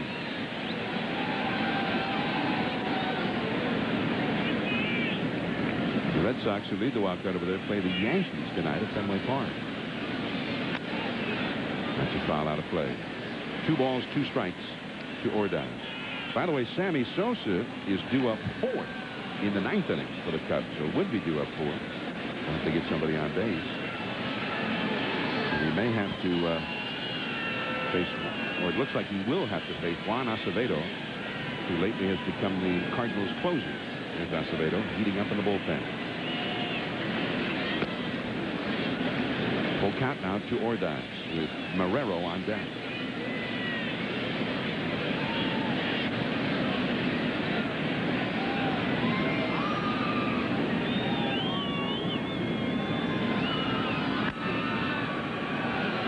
Shallow left, Brant Brown.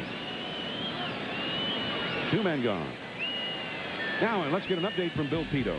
All right, John, you were talking about the Mets and the Braves after a 1 hour and 48-minute rain delay. Eddie Perez here in the top of the 4th. Base hit to score Ryan Klesko. That made it 4-1, and it's now 4-2. The Mets up by 2 in the bottom of the 5th. Twins and Rangers. Rangers 3.5 behind Anaheim as play begins. Juan Gonzalez, his 41st home run of the year. It comes in the 7th. And it's now 6-0 Texas in the bottom of the 8th inning. Thanks, Bill. Juan Gonzalez. That would give him at least 149 runs batted in now. Eli Marrero at the plate. In the American League, the wild card race, the Red Sox by 4.5 over the Blue Jays, who have won 11 in a row. Isn't that funny? The Blue Jays traded Juan Guzman to the Orioles to help the Orioles in the wild card race. I mean, the Blue Jays weren't intending to help them. They just apparently figured they were out of it. They also traded Randy Myers, their closer, to San Diego. Started shedding some big salary. And now they're in it. They also were trying to trade Roger Clemens. He's won like 12 in a row. So apparently looked into trading Clemens, although they didn't get the offers they felt they needed. Clemens is the hottest pitcher around right now. Cubs, meanwhile, their young phenom, Kerry Wood, missed a start yesterday. Wednesday night baseball doubleheader. The Cardinals and Mark McGwire in Cincinnati, 7:30 Eastern time. The Yankees and Red Sox on the deuce at the same time from Fenway Park. We'll have you covered. ESPN ESPN 2, and you and your clicker. That's just the first half of a doubleheader. The Giants and the Padres in the second game. Sammy Sosa due up 4th in the 9th inning. Acevedo's coming on. 3-2 St. Louis. ESPN's baseball special on Labor Day from St. Louis. The Cardinals, with McGwire hitting number 61, are ahead of the Cubs 3-2. Sammy Sosa 1 for 4, although his single in the 8th inning got them started to a rally that netted them only 1 run. They've not been able to get the big hit in the clutch today. 0 for 11 with runners in scoring position. And now Juan Acevedo comes on to try and close it out, but the Cubs will have the top of their batting order up here. And there are a few changes as well.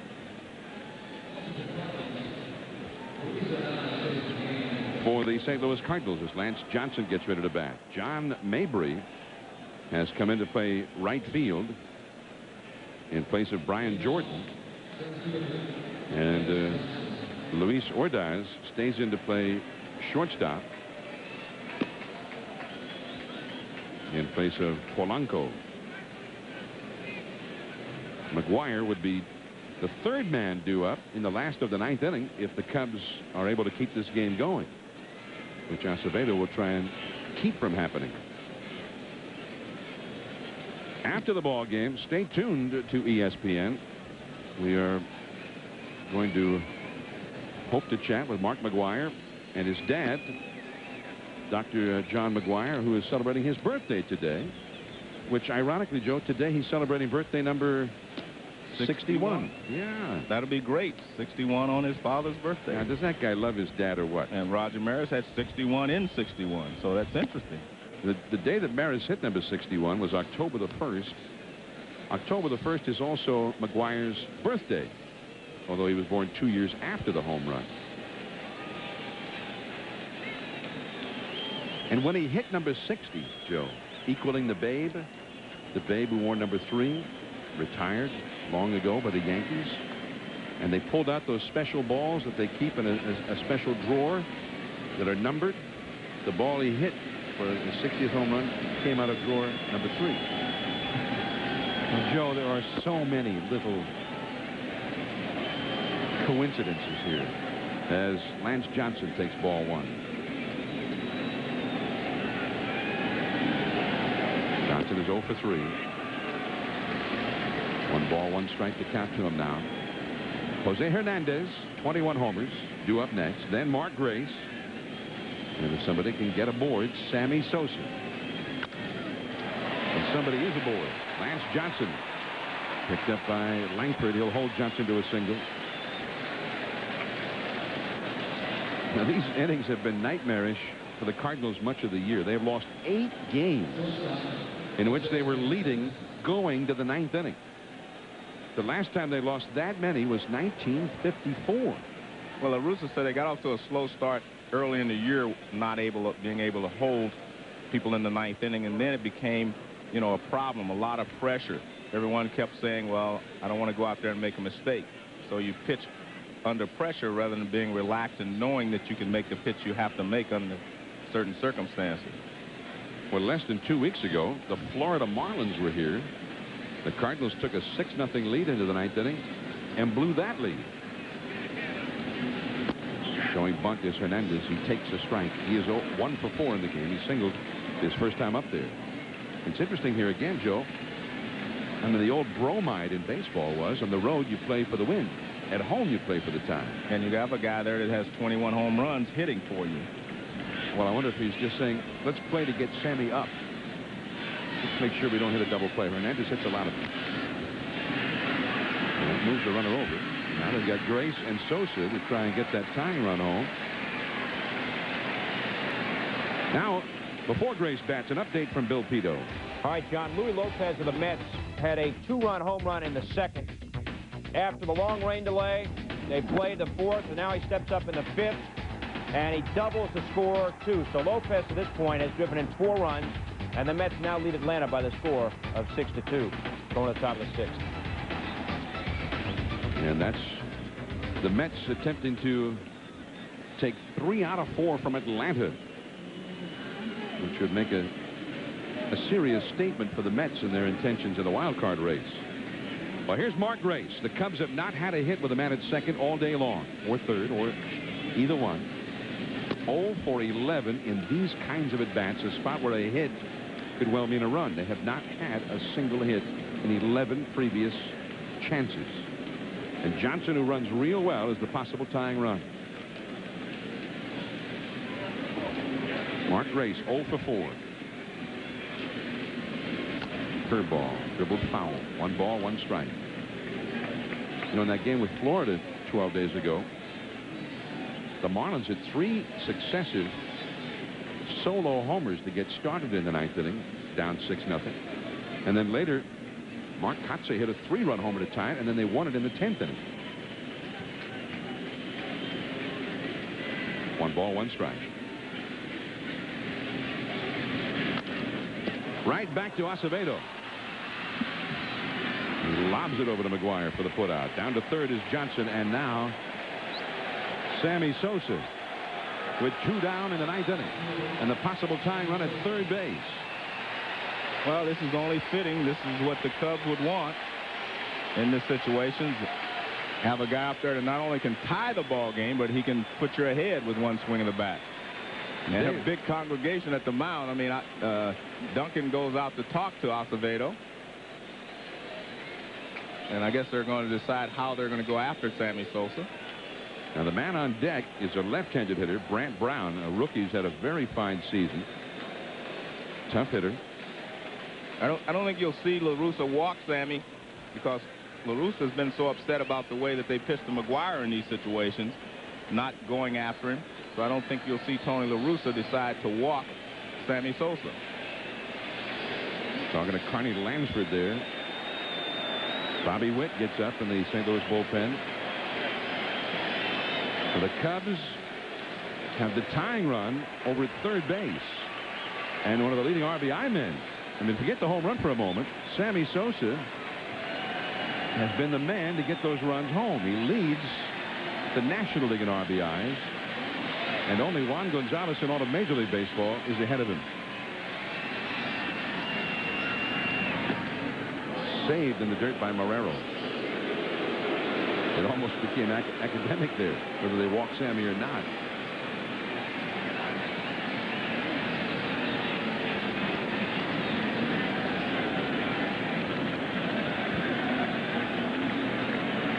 There is Sosa. It's ironic, if Sosa gets a hit here of any kind, he will ensure that McGwire gets another at-bat today. Or at least another plate appearance. Foul that one back. And there's that difference you pointed out, Joe. McGwire, who makes you throw one in the strike zone, and Sammy, who goes up there looking to hit the ball and make something happen for his club. Yeah, Sammy's a little more aggressive than McGwire. McGwire is aggressive, of course, in the strike zone and just out. Sammy is more of a free swinger. Sosa's walks way up this year over the past, but still he's only walked 61 times. Oh, man. And that's not where the target was. Marrero had the target set up on the outside. Yeah, but sometimes you make a mistake and that ball runs back in, as that one did, and Sammy looking for something away probably. Ball got on him. Took a mighty cut. And he was going for the lead on that one to put the Cubs ahead. Well, now he's got 2 strikes.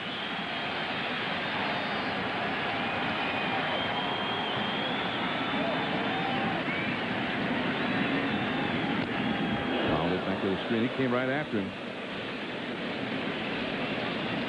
Well, I don't think Acevedo wants to take a chance on trying to throw that splitter down in the dirt and have it possibly get away from Marrero. So he said, hey, I threw one fastball by him. He's got to be looking for something else. I'll try another one.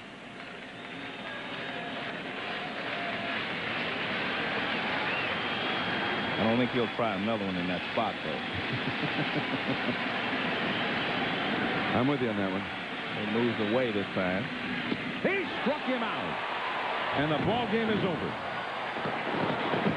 And the Cubs, frustrations go right to the last bitter out, both Grace and Sosa. Failing to get that hit with the man in scoring position. And the team goes 0 for 13 in those at-bats. Frustrating day for the Cubs, a winnable game. And they just couldn't get the big hit. Definitely a winnable game. They had a lot of opportunities and could not get the base hit with runners in scoring position. This looks like a splitter over the outside part of the plate. Yes, it is. That right over the outside part of the plate. Maybe it was a fastball, but it looked like he had his fingers split apart. That's a fastball. Good pitch there, right on the outside corner. There's the man of the moment. Mark McGwire, who hit number 61 in the first inning. They show the moment again on the big screen out in right field. The fans cheering again. What caused delirium at the time. So now, certainly, Joe, if there was ever a question, and I don't think there was, about McGwire and the record, it truly seems now just a matter of when and not if. 19 games left in the schedule for the Cardinals, beginning with tomorrow's game, right here against the same Cubs, a night game. And Kent Merker will be out there on the hill going against Sammy Sosa tomorrow. Sosa still with 58 home runs. Mark McGwire standing by with our Dave Campbell. Let's go to Dave. Mark, first of all, congratulations. Thank you. It's unbelievable. Huh? Speechless. Unbelievable. A little something we found out later today, your dad's 61st birthday. Yeah, and what a better way to say happy birthday. I saw you make a gesture. I mean, so many things after you hit the home run, but you looked right in the box at the Maris family. Well, I pointed to them. You know, the time I met them over in Atlanta, they couldn't be any nicer. And it's what a wonderful feeling. I pointed up to them saying that Roger's in my heart. Blew a kiss to him. And I just said thank you. And, you know, it's just, you know, I know he's with me. And that's really all I can say is thank you to all the Marises. I talked to Kathy. She said Matt got here just before the game, just in time for a hug. I was down there getting my bat, and I said, how you doing? I gave him a kiss. I told him I loved him. Next thing you know, I hit a home run. 1 to go. Last game of a homestand tomorrow. Yeah. Always pressure. I don't know if I ever can run away from pressure, but I'll tell you what, I'm enjoying every minute, and what can I say? It's just it's the time of my life right now. Morgan came right after you all day long. So did Karchner. I thought the second at bat you had a pitch to hit as well. Yeah, it was a slider, and I just hit down on it, and you know I got it by G, and I thanked him when I got to third base. I thought you know he's a Gold Glover over there, and I said thank you for pulling the Ole, and he asked me what happened. I said I think the ball just stayed down on him. So that's an old teammate of mine. Sammy Sosa and you had a great press conference before the game. You both appear to really be enjoying this. Well, we are. You know, this is stressful, but what can you say? I mean, we're enjoying it. We're two very talented players having just unbelievable years, and we're just riding the wave and along with America. Mark, congratulations. Thank you. We're looking forward to one more. Thank you. Mark McGwire, number 61. John? Great moment and a thrill to have been here to see it. McGwire homering in the first inning against Mike Morgan. And, Joe, I mean, it was out of here. If you blinked, you might have missed it. Well, John, I've been very fortunate. I've been involved in World Series games. I've seen Pete Rose chasing records. I've seen George Foster, Johnny Bench, some of the greatest players ever chasing records. But I'd have to say this ranks right up there with them to be here and watch Mark McGwire be a part of history. So McGwire hitting number 61, and now tomorrow night he'll go against Steve Traxel, the Cubs starter, and Sosa will be up against the left-hander Kent Merker, and we're planning to be in Cincinnati Wednesday night at 7:30 Eastern to see McGwire go against the Cincinnati Reds. Sports Center coming up next. Stay tuned for that. The Cardinals have beaten the Cubs 3-2. And for 2 generations, the number 61 has stood for all things grand and improbable because it topped the Babe himself. Despite incredible pressures, Roger Maris overtook Ruth. Even so, an asterisk was attached to his name because of a longer season. Today, he equaled it. That ball is gone. out of its face. It is a home run. Number 61. He has tied Maris. In this, the 144th game of the season, even Ruth has now been passed. The world tunes in as ballparks erupt. A hug with his son. A record-tying curtain call. 61. It remains a magical figure. But for the first time, 62 is imminent. Forever linked to both Maris and Ruth. A new record is just a swing away. Mark McGwire is chasing history.